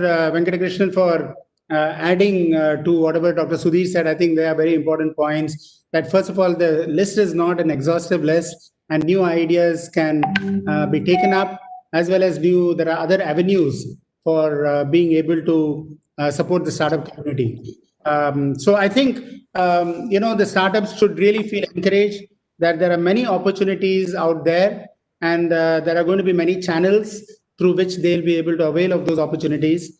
And with that, I would now like to introduce Shri from, I know him as Shri, but he's Srinivas Kollapura, who actually has been associated with the incubation movement, and I would say been a pioneer of the incubation movement in India. He was the CEO of T-Hub, but now he is also dabbling in other interests related to venture capital and investing and supporting startups across the country. Srini, you have been instrumental in not only setting up a world-class incubator in T-Hub, but you have been associated with many government initiatives.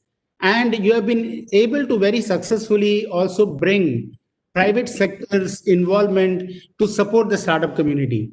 I would like to hear from you, and for the benefit of the audience, the role that an incubator can play. We had a presentation by Mr. Mukesh Bansal, who talked about investing in startups and what does investability mean from a venture capital point of view, and talked about his own journey as a serial entrepreneur.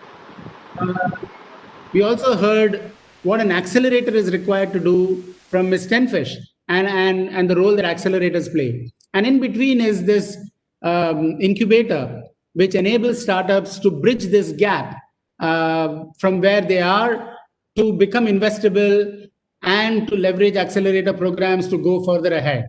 So can you share a little bit about your own personal journey, as well as encourage the startups as they launch into the exciting world of space startups? Absolutely. Thanks for having me, Ramanan. It's really exciting to be at a very short notice, Srini. I greatly appreciate it. That's totally fine. Luckily, I wasn't doing anything else at the moment. So, like I said, it's really exciting to be on this call. Space tech is something that I don't know if you know about this part, Ramanan, but I'm actually on the global board for the Global Entrepreneurship Network. Is this organization in 170 countries? Right. They have a specific organization below that called Gen Space. I'm actually on the global board for Gen Space also. So this is an area that I'm personally interested in, coincidentally. And as part of that, we have people from NASA, from a whole bunch of spaceports, etc. Exciting stuff. To your specific question about incubation, the difference between an incubator and accelerator is typically an accelerator is a shorter term program that propels a company forward, once it's reached a certain level. Incubation is much more hands-on. The incubator is partnering with the startup to help them to scale. It means you have to understand almost everything there is about that company and help them to bridge various gaps. An incubator's role is also to be part of an entire ecosystem. And this is a topic, of course, we've talked about quite often. An ecosystem being all of the different stakeholders. A startup along its cycle requires many different things. It requires mentorship. It requires basic services like accounting, legal, etc. And all of these things can be provided by an incubator. But it also requires access to markets and to capital, of course, in the future. And so how do you make a company investable? How do you make sure that regulations they don't run foul of, etc.? And so at T-Hub, the organization that I built earlier, the idea was to bridge all of those gaps for startups and basically allow the founders to focus on their key business, not on all of these ancillary portions. I think that's part of what the job of an incubator is to let them focus on what's critical and get the rest of the stuff out of the way for them. I don't know if that answers the question fully. Yeah. Go ahead. Yeah.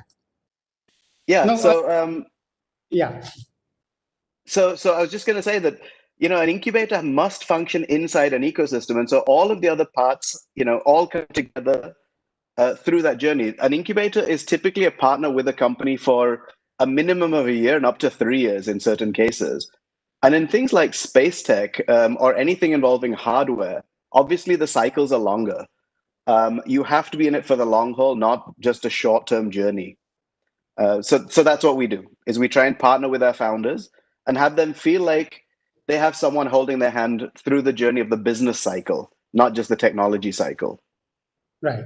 So, Shri, there are many startups who want to get noticed or get associated with an incubator. What does the incubator look for when inducting some startup as an incubator? Because I'm sure everyone wants the support, everyone wants to be part of it.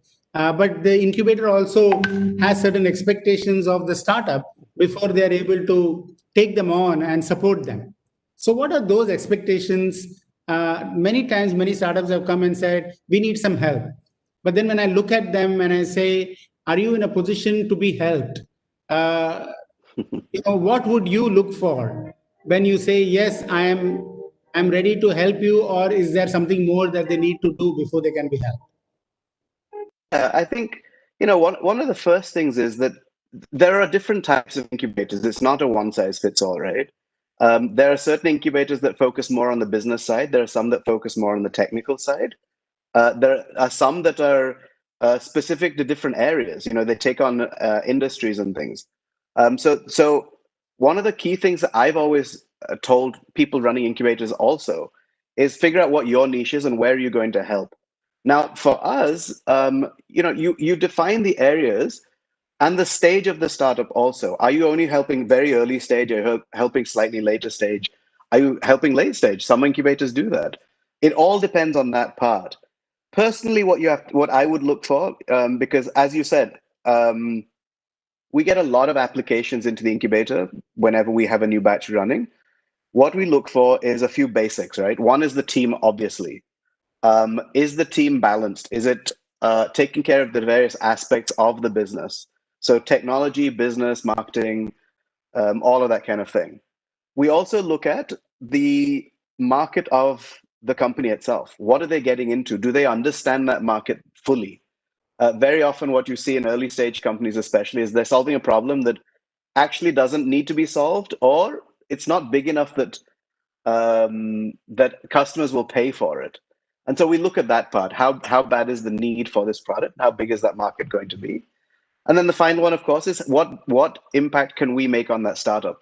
We're also clear that we have an obligation to them. We don't take on startups where it's very clear that the help that we give is probably not going to fit what they need. So it has to be a marriage of both sides. Thanks, Srini, for, I think all the startups here would note that what is expected out of them, because if you are in the early stage, you do need to refine your idea to a point where it becomes worthwhile for the incubator to take in, or whether you have to do a little more homework before you come in. But once you come in, and you are also coming in at a more advanced stage where you're really looking for venture capital help or mentoring help, or help with the network that the incubator is having. So then, the role that the incubator plays is different, and it depends upon your maturity stage in the startup life cycle. Yeah, in fact, Ramanan, if you don't mind me just adding a point to that, just to add on to what you said, right? As a startup, you have to understand your own business and where you're facing challenges. Right. And you've got to drive people to give you those solutions. Very often, unfortunately, you see startups showing up and you ask them, so what can I do to help? And they're like, everything. I can't help with everything. And even if I could, it wouldn't be the right use of time.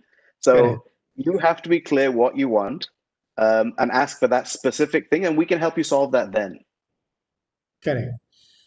Finally, before we wrap it up from you, Srini, you are now as part of that global network, the space program that you talked about, and supporting entrepreneurs in that. What do you see as the opportunity for the startups in India in the space sector? That's a really broad question because, as you know, space tech itself is incredibly broad. The general public, and I'm assuming people here are not the general public, but the general public, when they think space tech, they think rockets and satellites, and that's about it. But that's not the case at all. I mean, it's a huge set of things that you can do, from food tech to 3D printing to a whole bunch of stuff that is built for space and yet impacts life on Earth when it's done well. So yeah, it's a really hard question to answer. I think there's a massive opportunity right now, simply because, I mean, you look at the event that we're at. There is that you have the government listening to you, you have ISRO listening to you. It's a great time globally. For the first time, we're actually, I was actually talking to a friend of mine who's a VC that invests specifically in space startups based out of the US. And he was saying for the first time, we're seeing exits, which is always the start of, the next growth curve for an industry. Because what also happens then is that investors also start to be a little more forgiving of certain things, right? And they want to invest in the sector. Until now, they've stayed away thinking it's a hard sector, it takes years, it's capital intensive, who knows whether it'll work or not. Success is visible. So yeah, I think it's the perfect time in every single way possible. Great. Srini, on that very encouraging note, I'm sure all the startups would be excited to be part of the next big thing in the industry curve that you talked about, and that would be in the startup world. And as you rightly said, space tech has so many elements to it, so many parts to it, which can be applied not only for space, but which can be applied down on Earth, on everything. Satellite imagery can be used, material, different types of material creation, things which are able to withstand high temperatures. I mean, we are talking about climate change, right? And we are talking about increasing temperatures and so on and so forth. And nothing is more challenging than launching a satellite or launching creating a vehicle for satellite launches. And when you look at all those challenges there, many of those solutions which come out there can also be applied in the context of our living on the ground. So thank you so much, Srini, for sharing your views, your perspectives. I greatly appreciate that. And with that, most welcome. Thank you. And with that, we have the next speaker who's going to be very, very, very interesting for every one of you to hear. Mrs. Rajeshri Bothale. Dr. Rajeshri is currently the Group Director, Training, Education and Outreach at the National Remote Sensing Center in Hyderabad.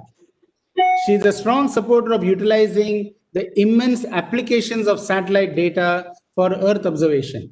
Dr. Bothale has been driving at the activities of the Centralized Outreach Facility for NRSC, which is the National Remote Sensing Center, established at GD Metla in Hyderabad, a one-stop solution for all relevant activities: training, outsourcing, exhibition facility, information kiosk, web services, and proposed incubation facility there. It's indeed a pleasure and a privilege to invite Dr. Rajeshri to present on opportunities in Earth observation. Over to you, Dr. Rajeshri.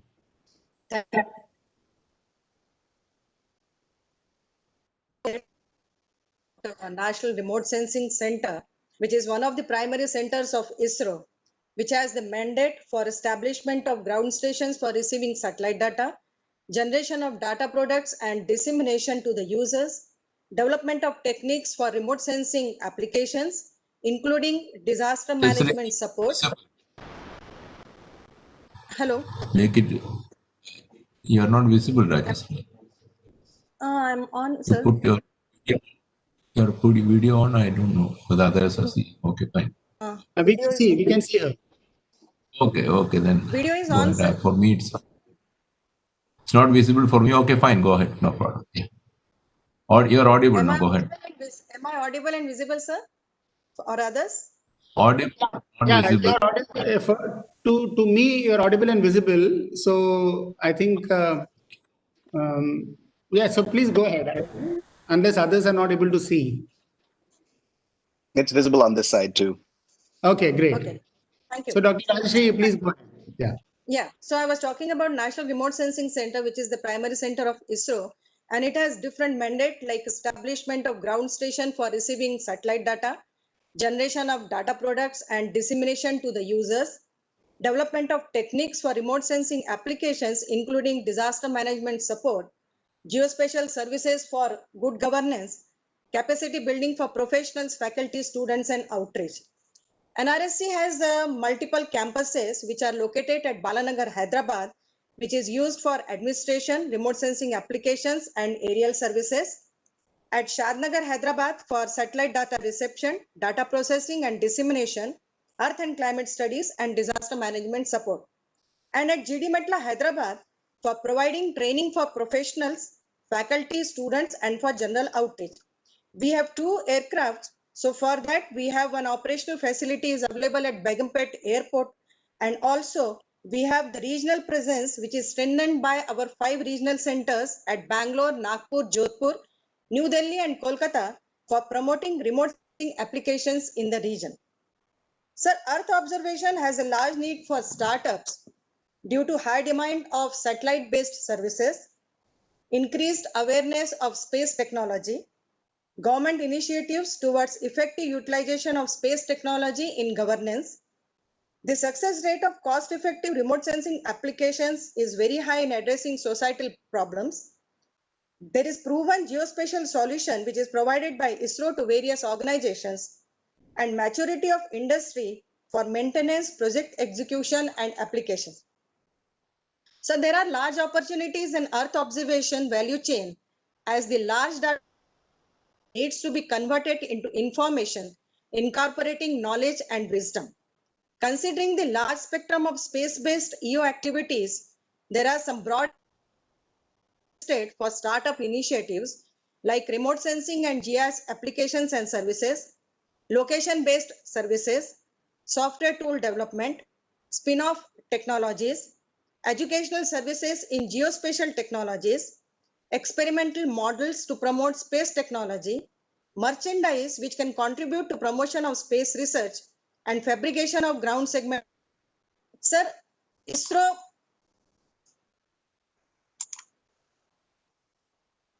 just 1 minute, I'm sharing the slides. Sir, ISRO follows Remote Sensing Data Policy 2011 for dissemination of remote sensing data in support of developmental activities.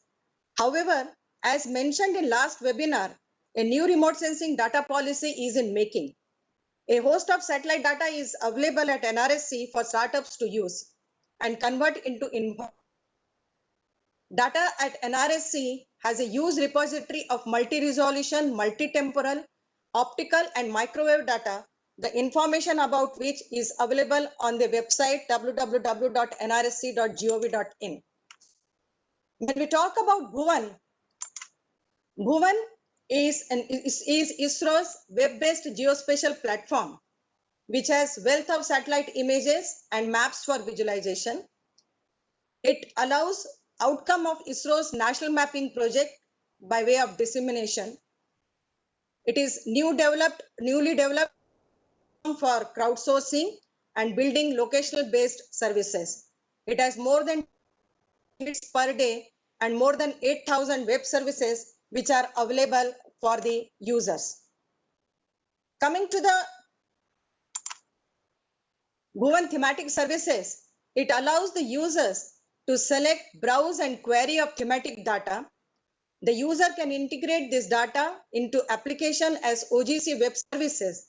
And these are the host of satellite data which are available as policy. And secondary and additional services can also be developed. Bhuvan serves as a geo platform for e-governance, where more than 180 portal applications are hosted and more than 60 central and state ministries are supported with more than 100 mobile applications which are available. And ultimate benefit is enabling geo governance with transparency and accountability. Bhuvan has product and archive facilities where different satellite and sensor data, themes and products data, and programs and project data is available for anyone to consume and use.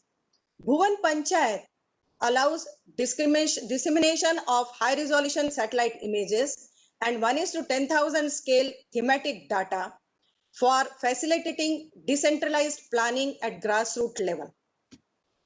When we talk about Bhuvan Bhuvanidhi, it is ISRO's open access for dissemination of free satellite data products to online user. We are also involved in one program which is called National Information System for Climate and Environmental Studies. Just now, sir mentioned about satellite imagery and also the climate change program. This program realizes and prepares national level long-term accurate and consistent climate database for climate change studies. NICES has 30 terrestrial products, 26 ocean products, 3 atmospheric products, and 5 cryospheric products. It has data from 17 sensors in 7 temporal resolutions with 4 spatial coverage, global, Indian region, Himalayan region, and Antarctic region, and 13 spatial resolution from 1 kilometer to 1 degree available on NICES. NICES has got terrestrial information, terrestrial products, and cryospheric products like geophysical products, hydrology products, land cover, terrain and soil, forest, ecosystem, and cryosphere products are available. Similarly, for ocean and atmosphere, different products are available on NICES portal, which is available for anyone to consume. The data which I mentioned from different atmospheric instruments and ocean science instruments from which the data comes and resides on our NICES portal. Sir, considering the ever-increasing needs and demands of all the stakeholders, a centralized NRSC outreach facility for academia, NGOs, public, industries, etc., integrating all the concerned activities of outreach, training, outsourcing, exhibition, information services, and incubation has been developed in phased manner. The outreach facility at GD Mentla, the major activities which are there are knowledge sharing, training, academia partnership, and industry collaboration. So the facility has 2 phases, phase 1 and phase 2. Phase 1 has thin client system, 300 thin available. It has 2 into 100 Mbps lease line, host of image processing and GIS software available, host of satellite data and products are available as per the demand, and it has exhibition facility. Phase 2 has 5,500 square meter area covering training classrooms and laboratories, audio-visual halls, web GIS services, startup facility for proposed startups, skill development facility, outreach facility, exhibition library and proposed smart classroom. Sir, we had interaction with the industries and we had MOU with the Association of Geospatial Industries who are concerned with the utilization of Earth observation data. NRSC AGI workshops on Bhuvan overview, application workshop, and also the meeting of OpenGIS consortium was held at outreach facility. So these are some basic suggested areas for collaboration in natural resources management, because ultimately the large suite of data which is available or the repository of the data which is available has to be converted into information. So these are some areas like mineral and groundwater prospecting, urban utility, information extraction, agricultural advisories. Similarly, in irrigation scheduling, and you name the fields, the data can be utilized and the startup activities can be taken up. Similarly, the fabrication of ground segment hardware, software tools development on Bhuvan, and location-based services. For we had development of ocean and atmosphere tools where the startup can pitch in is a variables applications development using NICE's database and development of different tools for NICE's information system. So thank you very much for giving me the opportunity and share my thoughts on the opportunities in Earth observation. Thank you very much, sir.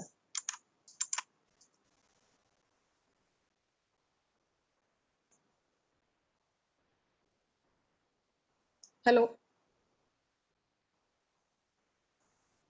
Yeah, thank you, Dr. Rajeshri. I think that was thank you, Dr. Rajeshri. It was a very comprehensive presentation on what facilities are available at NRSA, the work that is being already done, and the outreach programs that you have, and the way you are able to support startups as well as industry and enable better knowledge about all the solutions that are being developed and that can be further developed upon.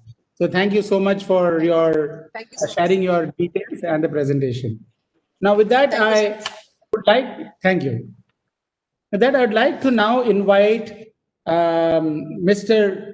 Nilesh Desai, who is a distinguished scientist, as well as currently the Associate Director of Space Application Center, ISRO, Ahmedabad. His is a very distinguished career spanning 3 decades in ISRO.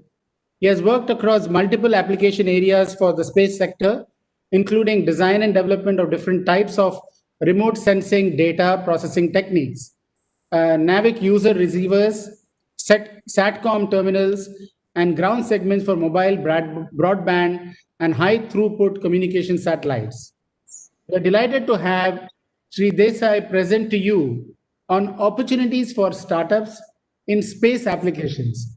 And this is a fantastically wonderful area for startups to focus on. So over to you, Dr. Desai. Good afternoon. Am I audible? Yeah, you're audible. So at the outset, let me welcome all of you for this important seminar. And I thank all of you for giving me this opportunity. I'll straightway go to my presentation.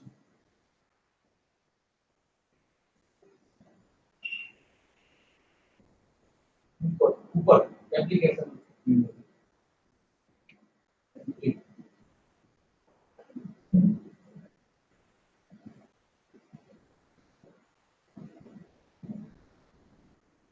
Yeah.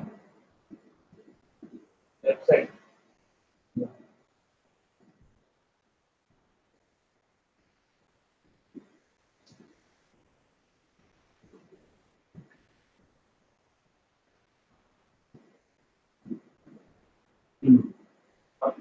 Now.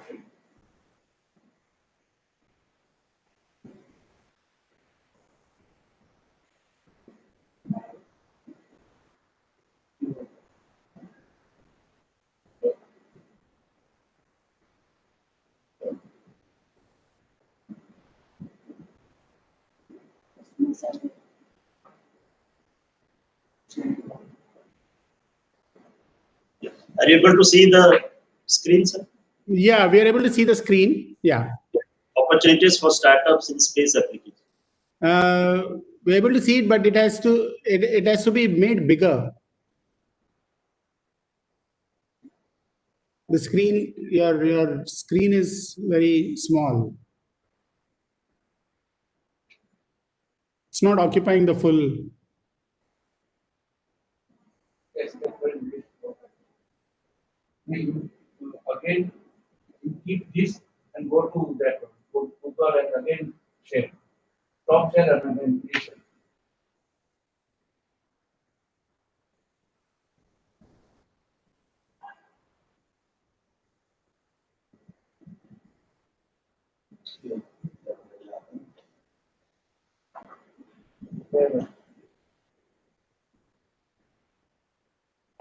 So whatever you done earlier, fine. It is coming up. Yeah, now it's bigger. Good.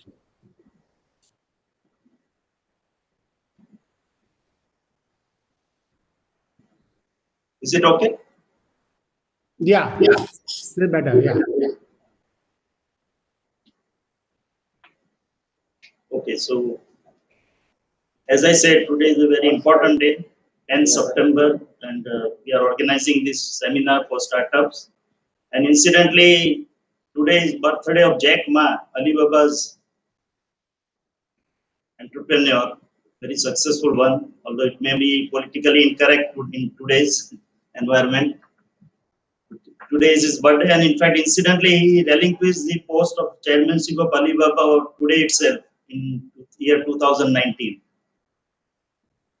So with these words, let me start my presentation. This was when we started as an organization, Indian Space Research Organization, with Dr. Vikram Sarabhai. So this was our startup position way back in late 1960s and early 70s. With visionary like Dr. Vikram Sarabhai, and incidentally we are celebrating, just completing his centenary celebrations this year. And along with him, Dr. Abdul Kalam. So they have shaped our future, and as all of you are well aware of ISRO's achievements. This is my place, Space Application Center. It is a unique place, a multidisciplinary organization or institute, where you will find agriculturists along with the hardcore technologists like me, working with, on electronics, computer science, or even mechanical engineering and all sorts of disciplines which you can think of. And we invite you there. Again, this is our startup position in Space Application Center. We started with basically, as all of you are well aware of, Sarabhai had this dream of applying technology for societal applications. And with this idea, the whole program was conceived. And this was when initially we began.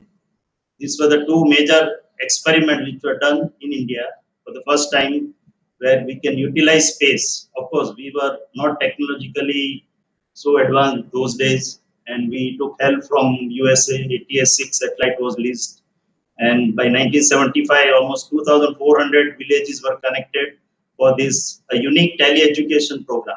So, in fact, government or these ISRO scientists were involved.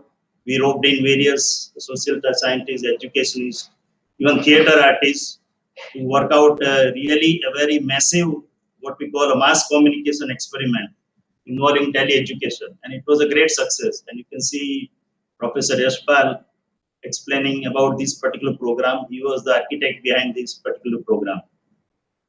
And you can imagine in late 60s and early 70s, Dr. Sarabhai envisaged all these things, which our Professor Yashpal and his team finally realized. And then we paved on to the way for this Indian satellite system, where because finally the goal was to make our own satellites. So after doing this tele-education program by 1975, then we embarked on this another satellite telecommunication experiments project during the next couple of years, and that set up the backbone for India's communication program. And I'll be talking about what opportunities now all the startups have in this particular niche area related to satellite communication, tele-education, and all other related. This is Space Application Center. I will slightly digress I will talk about space applications also. Along with that, some of the few other opportunities which are also there for various startups. So this is our profile. As you can see, as I was mentioning, you find an agriculturist or a horticulturist or even a social scientist also in my place. Along with them, hardcore technologists working on mechanical, electronics, computer related, all aspects, what you can think of related to science and technology. And apart from building payloads and sensors, we also do a lot of applications, corresponding applications. So we have a very thriving communication and navigation program, optical remote sensing program involving various camera systems, and micro remote sensing program involving various radar systems. And as you can see, many of these could be having a dual use capabilities also. So in that sense, there are a lot of applications. As you can see, what activities we do, starting with technology development, of course, sensor and payload development, its realization, finally making it space compatible and putting it into space, delivering it to our other centers like Bangalore Center for integrating with satellite. and then associated applications and software development. So this, as I said, we need this type of variety of people, because we do, once data is received, we do applications also. So for doing the application, you need to process the data. So a lot of new technologies, new innovations like AI, ML, deep learning, all these aspects also come into picture nowadays. Earlier, we used to utilize various high-end performance computing systems, analytics, all these things. So these are all part and parcel of the activities which we do. So corresponding sensor development has its own application program, and that application program, again, it will need intermediaries like software development and developing technologies for applying it to the society. So that way, whole gamut of activities are open for startups to contribute. So in summary, I can say these are the basic 4 niche areas in which startups have opportunity from the work which we do at Space Application Center and our other centers. So basically, remote sensing, Madam Bothaleji already covered about various remote sensing related aspects. So I will not go deep into those aspects. I will concentrate more on the navigation, which is now going to come up, and it will open up a lot of vistas of areas. All of you are well aware, GPS has entered into our life almost everywhere. You see almost 95 to 99% of activities which are being done in public domain or other domains. Everything involves in some form or the other what we call PNT computations, that is position, navigation, and timing. So these 3 encompass all the gamut of activities, and Indians government has come out with this our own regional navigation program called IRNSS or NAVIC, Navigation with Indian Constellation. That is going to open up a big vistas of applications as well as technology developments where startups will have a big role to play. In fact, we already started working with many of these such startups as well as industries. Same way, communication has been the major bulwark of ISRO's activities, right from, as I mentioned, when we hired ATS-6 for tele-education experiment, starting with those societal applications. Now communication is there, everywhere it is needed. So now the era is of high throughput satellites. So using high throughput satellites for various applications where bandwidth is at premium nowadays. All of you are well aware of spectrum limitations and all. So space offers you a very wide spectrum. Earlier we used to build a 36 megahertz transponders. Now they are being replaced by a 200 to 50 megahertz transponders. So that again opens up a lot of niche areas for startups to work on, to do data compression, bandwidth compression, all major other activities. And of course, science and technology missions like Chandrayaan, Mars mission, Gaganyaan, they are the basic incubation of various new technologies, and that will again open up a lot of vistas, a lot of avenues for startups to contribute. So these are the other major activities. I will just like to quote to start with a typical startup case study. So this is, it is not that we are only talking about these startups. We have done, in fact, a lot of work encouraging all these startups. And this typical example I would like to quote. 2 students, one from Nirma University and another from NIT Raipur. They came here for their training, and then our team here at applications area, they helped them and they set up a near-X techno innovation. And you can, as you can see, they developed a smart sensor for hydrology and land application called Shul. So it is a Shul means in Hindi, if you say it is like pain in English. But it gives me great pleasure to explain about this particular startup case study where our scientists helped them to innovate, to add various sensors, and basically that led to the applications wherein they could now sell this at various markets. And in fact, which used to cost almost more than 1 to 1.5 lakh rupees as an imported element.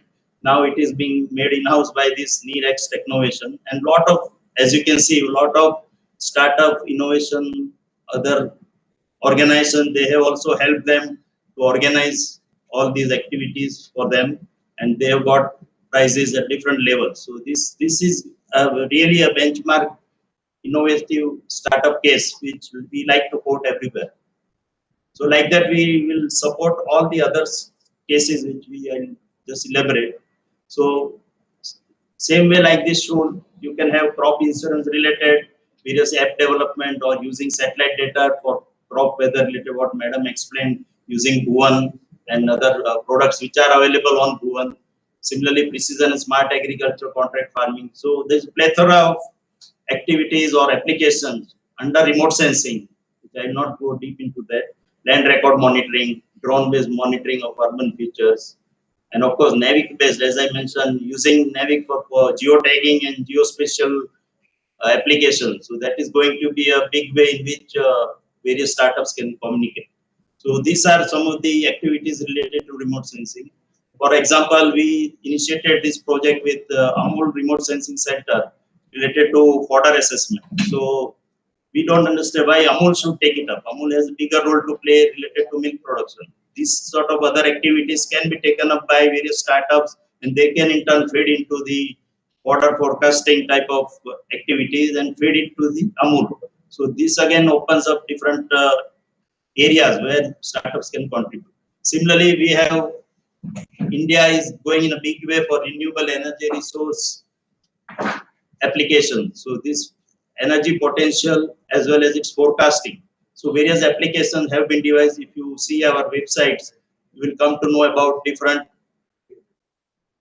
sources available, data which have been processed, and you can do whether further value addition onto these data products to generate what we call information products. So that is another area in which various startups, students, scientists or engineers, young scientists who have just finished their science graduation or post-graduation, they can go deep into these various data processing as well as data information processing related various activities. So this is another area in which they can contribute. So I advise or suggest all of you to visit our website Vedas and Mosdec, which gives you, it opens up you not only about Earth observation, about which Madam talked about, and the activity which are happening in NRSC and other places. Something similar related to snow ice monitoring, other applications related to agriculture, forestry, and all sorts of other activities can be taken up. And the whole application list, everything is available on these two websites which we have developed, specifically for various scientific and data processing applications. Just briefly touching upon the various electronics hardware, because as I said, one of the other area in which we have been working is developing the hardware. So there also, as you can see, whether it is designing of passive systems or active systems or MIC or digital systems, so all sorts of activities are happening here, and we are looking forward to involving various startups. And in fact, as Mr. Sudhir mentioned about the space technology incubation centers, which we have opened up with, in collaboration with 6 universities. So same can right now being energized to take up various hardware development related partnership project, which then finally goes to students who are just graduating or doing their post graduation, and they can come up with the various startup ideas in this particular field. So these are the opportunities available, whether build to specification or build to print. So both the options are available wherever, whether it is a startup or even a slightly older established vendors. So we have a plethora of activities which can be taken up by these various vendors and especially startups, starting with after working out the specification and building the layouts and building the actual circuit and qualifying it, testing it, and doing the assembly. All sorts of activities are open for the startups. Now coming to the basic two things which I want to touch up is one of these activities related to satellite communication application. As all of you know, broadcasting, meteorological observations, data communications, whether it is voice, multimedia, or internet type of bandwidth on demand type of application, and other societal activities like telemedicine or teleeducation. That also opens up a lot of possibilities, as we have seen. Next.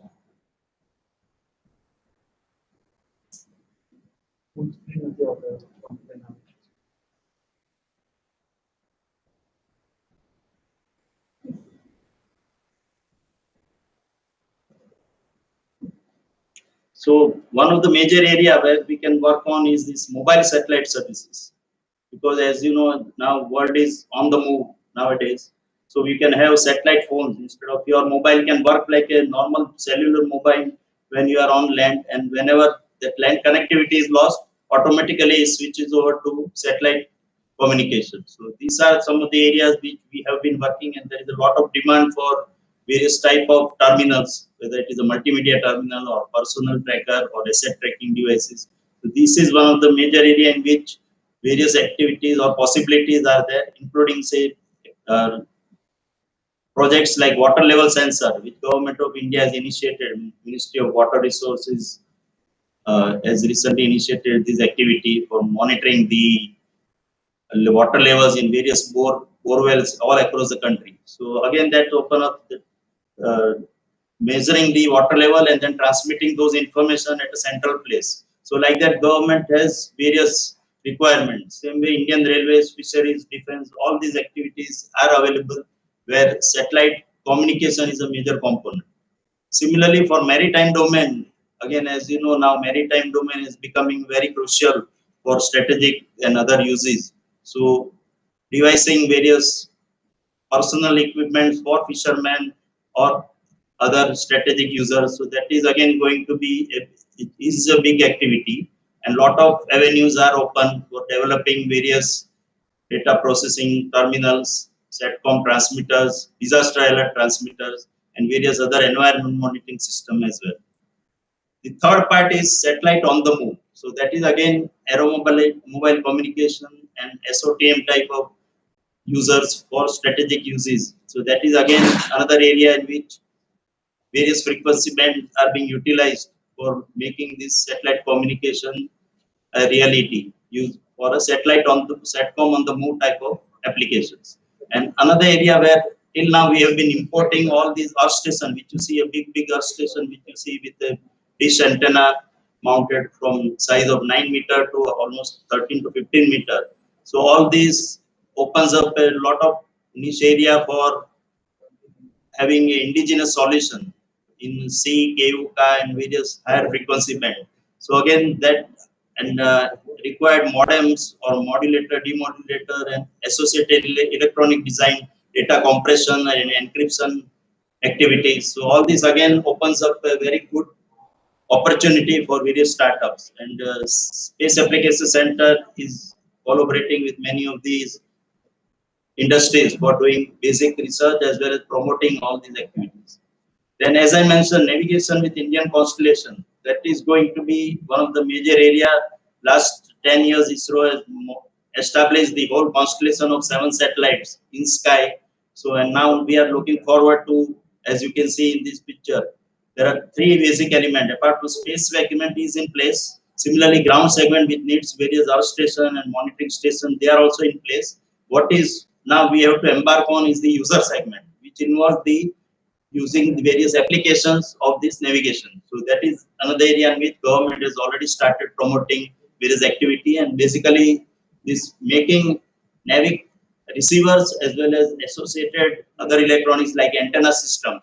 That is going to be a big area of contribution as far as startups are concerned. You can have Navic timing based NTP servers. You can have simulator for that. There is Navic timer display at all various public places and places like museums, science exhibitions, everywhere. So this is one of the areas. Then we have messaging receivers which can be utilized to do geofencing and transmit various messages to the targeted audience only. So these are all the activities and it has uses in both commercial, governmental as well as strategic user applications.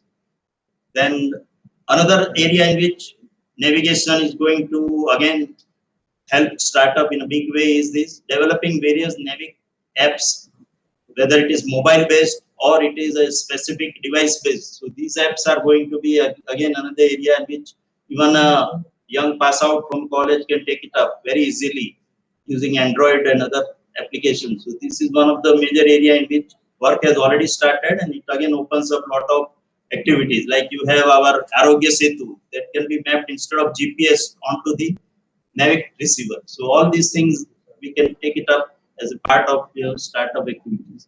Similarly, various data processing tools for navigation applications. So that is again, this is one just application I'm showing which has been developed by Bardwan University. So like that, again, startups can take up a lot of navigation processing related activities. Next. Then two major applications which ISRO has helped to initiate. That again opens up many prospects for the startup. Is one is tracking of our railway system. So right now 2,400 trains have been already being tracked using our Navic receiver or a Gagan receiver as well as our mobile terminal. So now railway is embarking on phase 2 of that, where it will again enroll another 6,400 trains. So again that's open up lot of development activities for young startups to contribute in this big, very massive project taken up by Ministry of Railways, where ISRO is also giving all the technical guidance. Similarly, coastal surveillance, tracking of sub 20-meter boat. We have, as you may be well aware, around 4.5 lakh boats travel all across the coast of Indian region. So after what Bombay happened, 26/11. So to alleviate such possibilities, government has embarked on this coastal surveillance related activities, and that again opens up lot of development of various technologies and terminal development using mobile satellite communication techniques as well as navigation, Navic receivers. So again, it is going to be a big opportunity for various startups to contribute in this massive program, because you need around 4 to 5 lakh terminals to be mounted on various sub 20-meter boats. Similarly, aircraft tracking is going to be another area in which same technology can be applied to all the three domains, whether it is maritime or land or in air. And then, as I mentioned, for fishermen going out in deep sea, to help them aid and to give them alerts related to cyclone or tornadoes, or when they are crossing the international sea waters, or telling them, giving them the advisories about where you can achieve good fish yields. All these applications have navigation tools in as a main prime mover behind that, and that can be we can utilize our Navic system and develop various apps. So this is one example of how an app on mobile will give in the native language all these information, and that is visible when they are inside into the deep sea also, when their mobiles are useless anyway. So they get information related to all these alerts which I mentioned.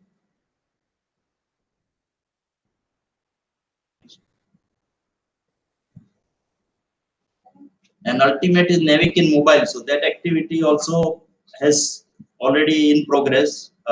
Major tech companies have come out with the devices. Now, what we are looking for is some startup take up activity related to putting this Navic in mobile. Some high-end mobiles like MI8 or Xiaomi as well as Samsung, they have come out with their own versions which utilizes Navic, but that is in a high-end mobiles. We want what in the feature phones or low-end or low-cost mobiles.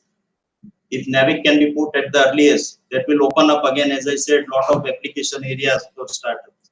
So that also activity we can think of for various startups. Next. So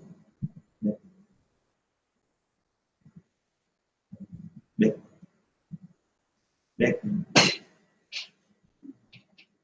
So in summary, this is how we try to help all the startups. As I mentioned, various applications which I mentioned. So whether it is in the form of technology transfer, we are ready to, whatever technologies, as I have shown, we are ready with them. We can give media, industry, and public affairs, while at all times striving to build a foundation for a sustainable, consensus-driven, and thriving space ecosystem in India. We invite the space fed team to present their perspectives on the evolving ecosystem. Kindly bear in mind if you can limit the presentation to about 5 minutes because we are running a little late. The presentation will be by Pavan Chandana and Sridhar, Dr. Ranjana Kaul, and by Divyanshu Podar. The founder of Rocketees, Dr. Ranjana Kaul is the advisor for SpaceFed, and Pavan Chandana and Sridhar are the founding members of SpaceFed.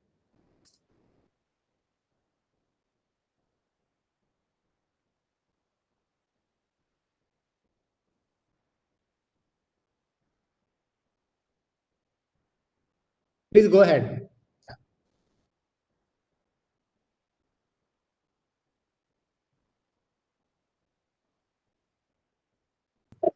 Can you unmute your one? I think it's not audible. Okay. So am I audible Yeah. now? Yeah. So thanks, Mr. Ramanan, for the introduction. So first of all, thanks a lot for this opportunity to present a lot of recommendations and suggestions from various space startups in India. So Space Federation of India is a non-profit initiative created by the industry for the industry to act as a catalyst for the Indian private space sector in terms of research and advocacy, increasing awareness through organizing various events, networking with Government of India channels and among the space professionals, and also global outreach. So me, Pavan, and Sridhar, founding members of SpaceFed and associated with startups Skyroot and Astrogate, and Dr. Ranjana Kaul, advisor of SpaceFed and partner of Dua Associates, who is also an eminent space law practitioner, and Mr. Divanshu Padar, who is an active contributor to SpaceFed and also founder of Rocketeers, will be presenting to you. So this is the best time for a startup to be in India, especially after the government announced its recent reforms.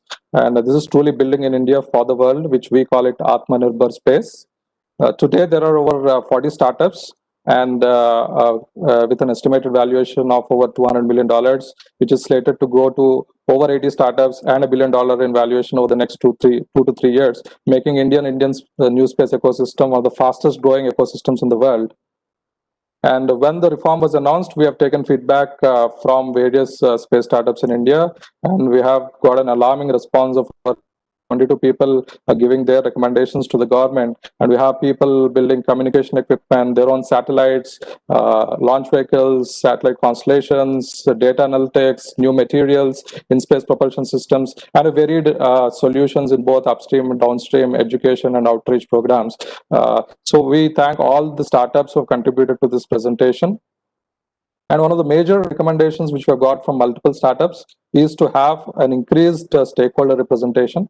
It's to have an active startup and SME participation in government policy and decision-making bodies, and also composition in in-space board and evaluation committee. This will help more interaction with the startups and also create policies which are more user-friendly. There are already startups who are utilizing ISRO's facilities, and also in order to simplify usage further, we can have an online portal for booking and approvals, and also the steps minimally on only the on the consumables, or an extra insurance fee if required if there's a concern of usage of equipment.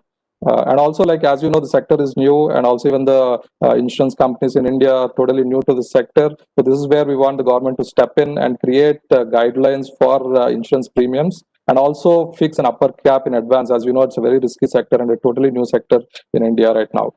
And in addition to the regular infrastructure which ISRO is already offering, we also request to open up ISRO's infrastructure for rocket testing zones, conduct model amateur rocket events and competitions, which will inspire the next generation.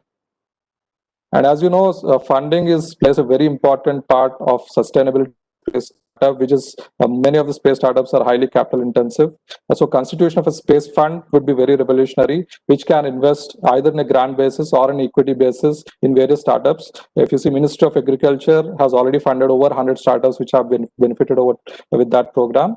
And also allowing startups and MSMEs to participate more in the Respond program and the announcement of opportunities and expression of interest, if you see, which are more directed towards academic sector. And also, like, many of the expression of interest have a revenue cap where the startups cannot enter, which needs to be made more flexible and more open for the startups right now. And also, like, there are, as we talk about Atmanirbhar Bharat, there are several things which we are importing today, and a lot of technology developments taking place in the startups which can avoid these imports and also develop these critical technologies and materials for India. So government can choose and strategically fund these initiatives, which will be great benefit to the nation. And also, we can also look for co-development and co-funding of high-stake projects, which is very ambitious for India, which can be done together with startups and in space, which will reduce the overall risk and also will reduce the overall funding required by the government. And a centralized platform. Currently, already, as you know, there is a government e-marketplace. So we can even showcase space-based products, which will be very useful for the startups in India. And wherever there are solutions which both the government and private sector can offer. Equal bidding opportunity should be provided, just in like the government has already announced that a level playing field should be created with for the private players in India as well. So that will help a lot, and these, if implemented, will be revolutionary for the Indian space sector.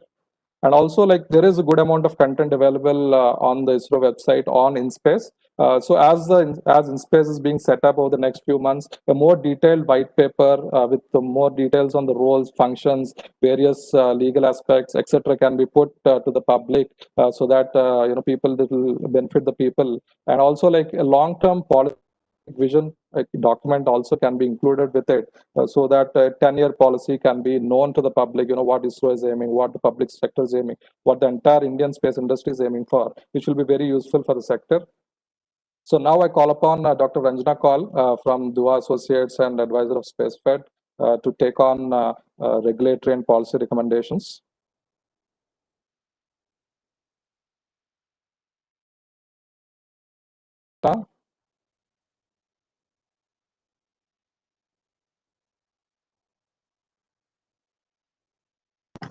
Right.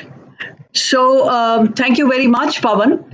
And just to make some quick observations about the policy and regulatory framework that is yet being formulated.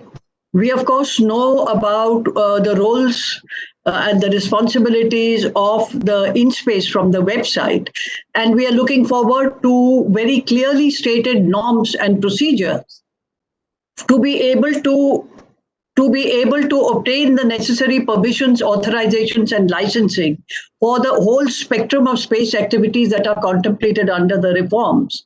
And that, of course, syncs in with this single window, which is what InSpace is going to provide. And we are again looking forward that all the constituents, the ministries and the departments are represented here on the board, because as we know, as on date, we have to make various separate applications for different verticals over here. And so if it is all in one place and information is easy to access, that would be good.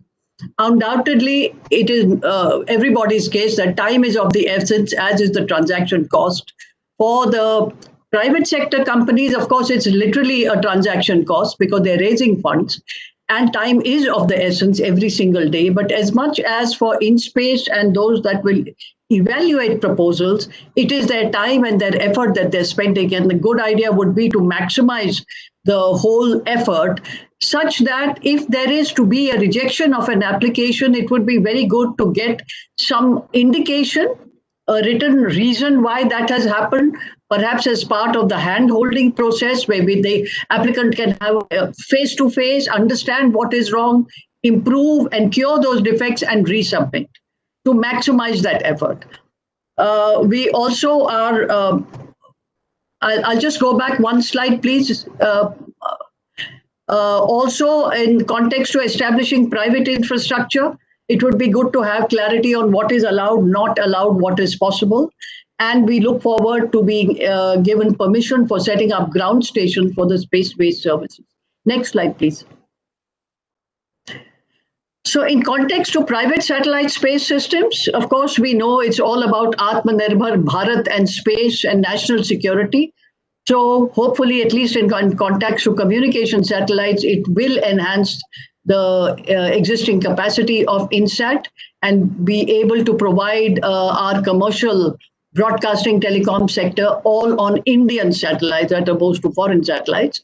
Equitable and balanced sharing policy for the capacity, because there will have to be a sharing between a private satellite operator and owner and the government.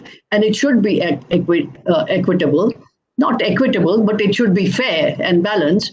Please withdraw the 18% GST. That's an entry barrier for our private companies who want to procure a launch from India from ISRO.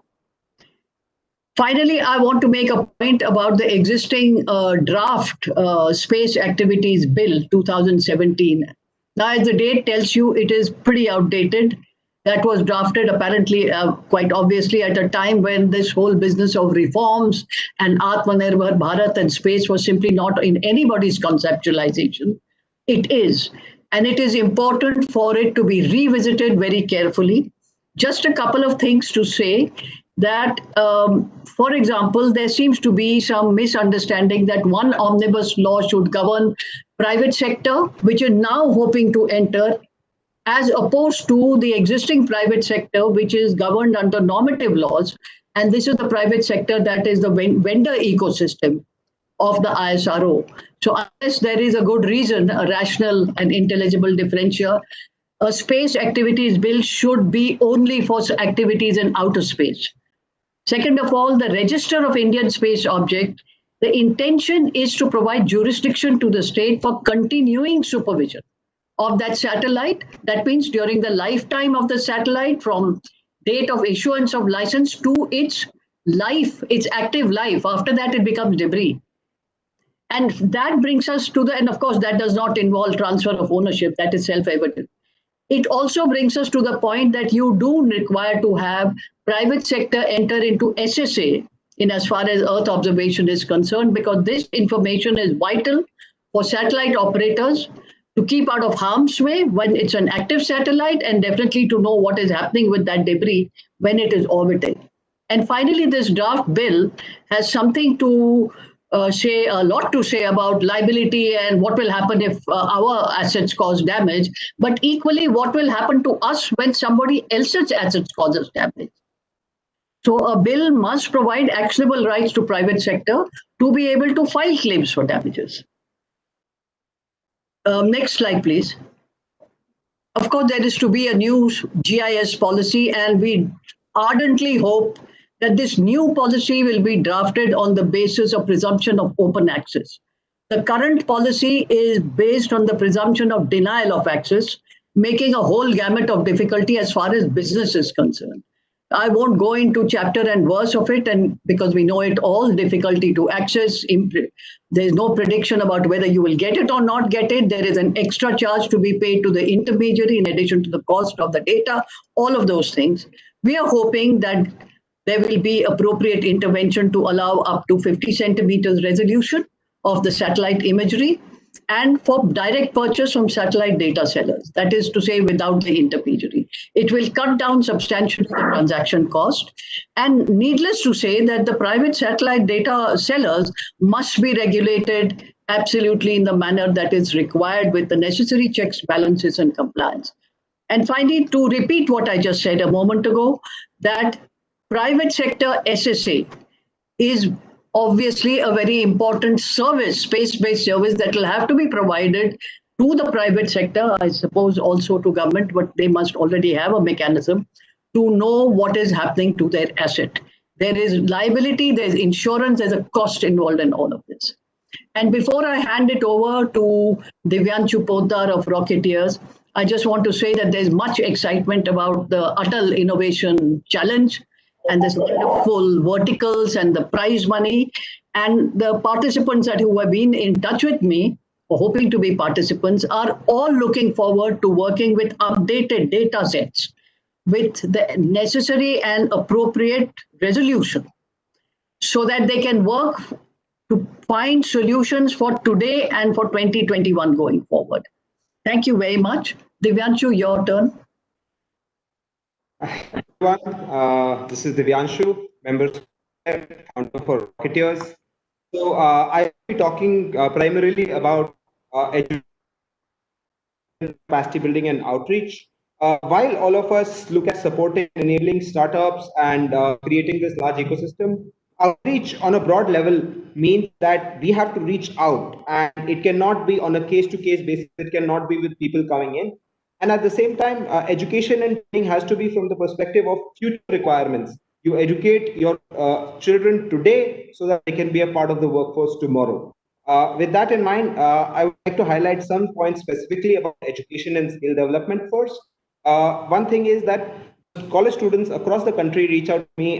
They have a problem in getting access to know-how, ISRO know-how. So one sort of solution to that is being able to set up incubation centers, campuses, as well as ISRO campuses, which give access to students and student teams to ISRO know-how. The second sort of right after that comes in, as these startups start expanding and they have these massive requirements for a big workforce, there needs to be a comprehensive and structured space education program that can go in hand with the national education policy and support the requirements of this industry and the human resource requirements of this industry.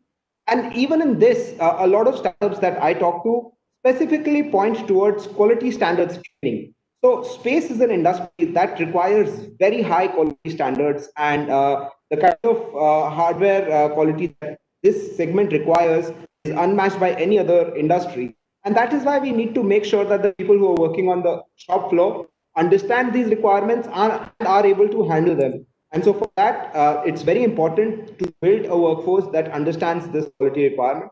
Another aspect that came up is a model that was actually out of the AIM program itself, the Atal Innovation Program, Atal Innovation Mission, which is the ATL program, the Atal Tinkering Lab program.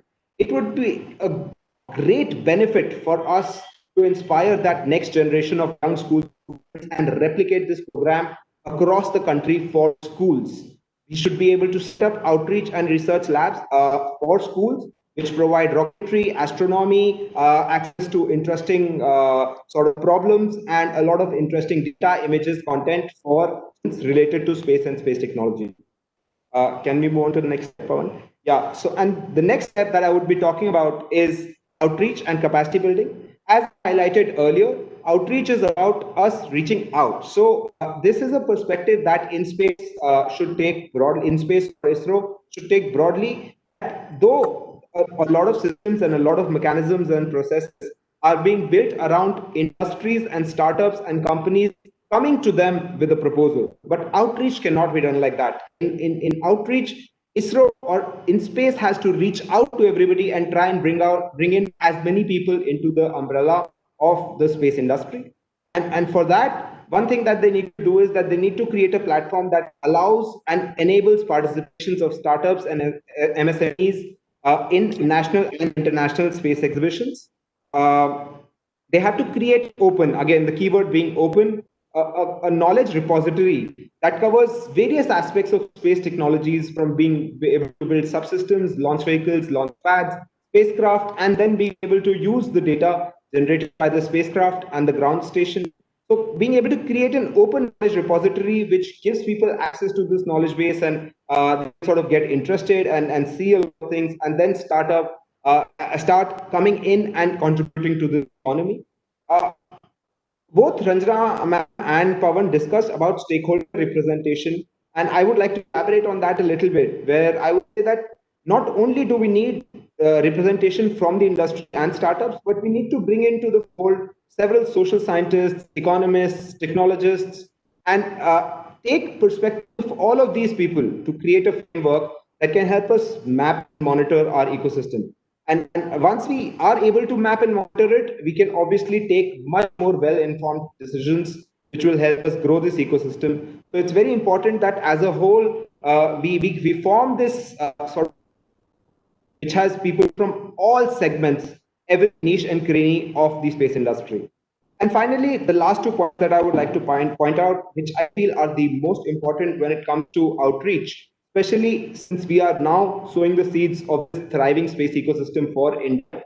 One thing is that though ISRO launch pads or ISRO facilities, labs and testing facilities are being utilized by ISRO and startups and industries for the creation of space technology applications, but at the same time, we should provide access to students and educational institutions and educational entities to be able to come and see them, to be able to come and tour them, so that it inspires a sense of awe and a sense of inspiration that can carry forward for years to come.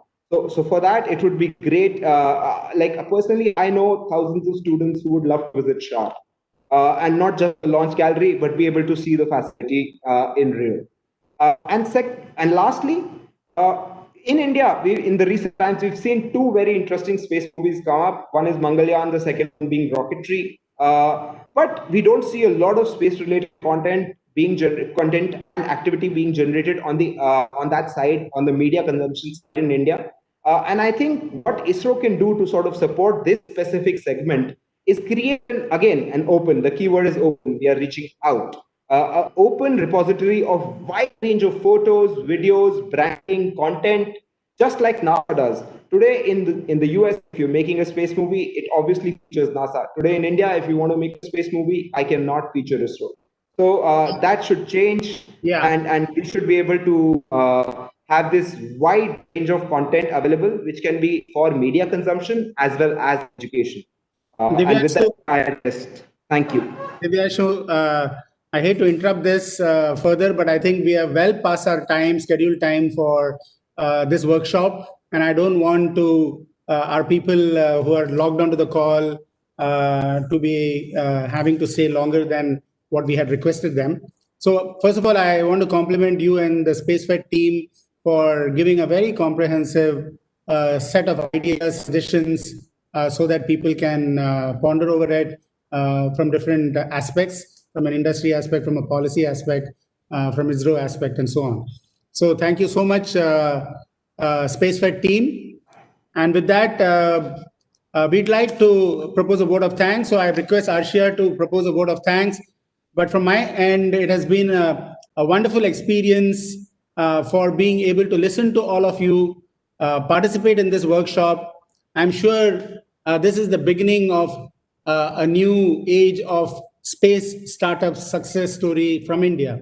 And I'm sure that every one of you who is logged onto the call are going to take all the things that you have heard, best practices that have been shared, insights that have been given, and inputs that have been received to your advantage, and build the space sector of our dreams. So with that, I turn it over to Arshia for her vote of thanks. Ramanan sir, a small announcement if you permit. Yeah. 29th, there is a program on GIS, and eminent speakers are participating. I'll send the link, and all the interested people can join, because many speakers are going to talk about the many more opportunities in detail as an extension to this program. Thank you. Excellent. Thank you so much. Yeah. A very good evening to one and all. I, on behalf of Atal Innovation Mission, Niti Aayog, extend a vote of thanks to the esteemed dignitaries for gracing us with their presence. I must mention a deep sense of appreciation for all the eminent dignitaries who enlightened us on the subject, empowering India startups to transform space sector. We would like to thank Dr. K. Sivan for his vision on creating disruption in the space startup arena, creating an art. Dr. P.V. Venkitakrishnan for his knowledgeable words on energizing India startups to transform space sector. R. Ramanathan for enlightening with his views on startup and innovation ecosystem in India, and how Atal Innovation Mission has been a torch bearer for innovation in India. I would also like to thank our esteemed panelists for sharing their insights on building an Atmanirbhar Bharat by forging partnerships.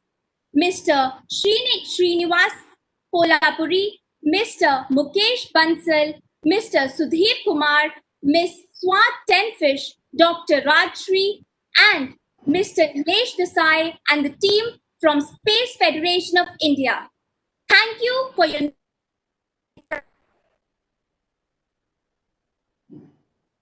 such a wonderful audience. Have a great evening. Thank you. Thank you, everyone. Bye-bye. Thank you.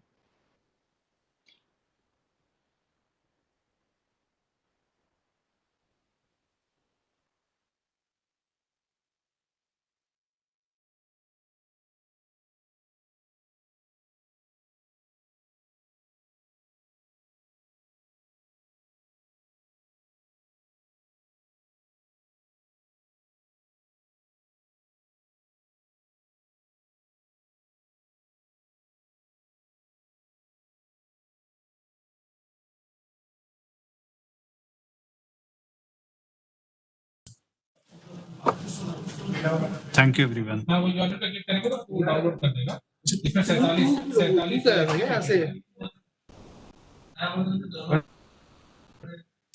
What did you see that the face went?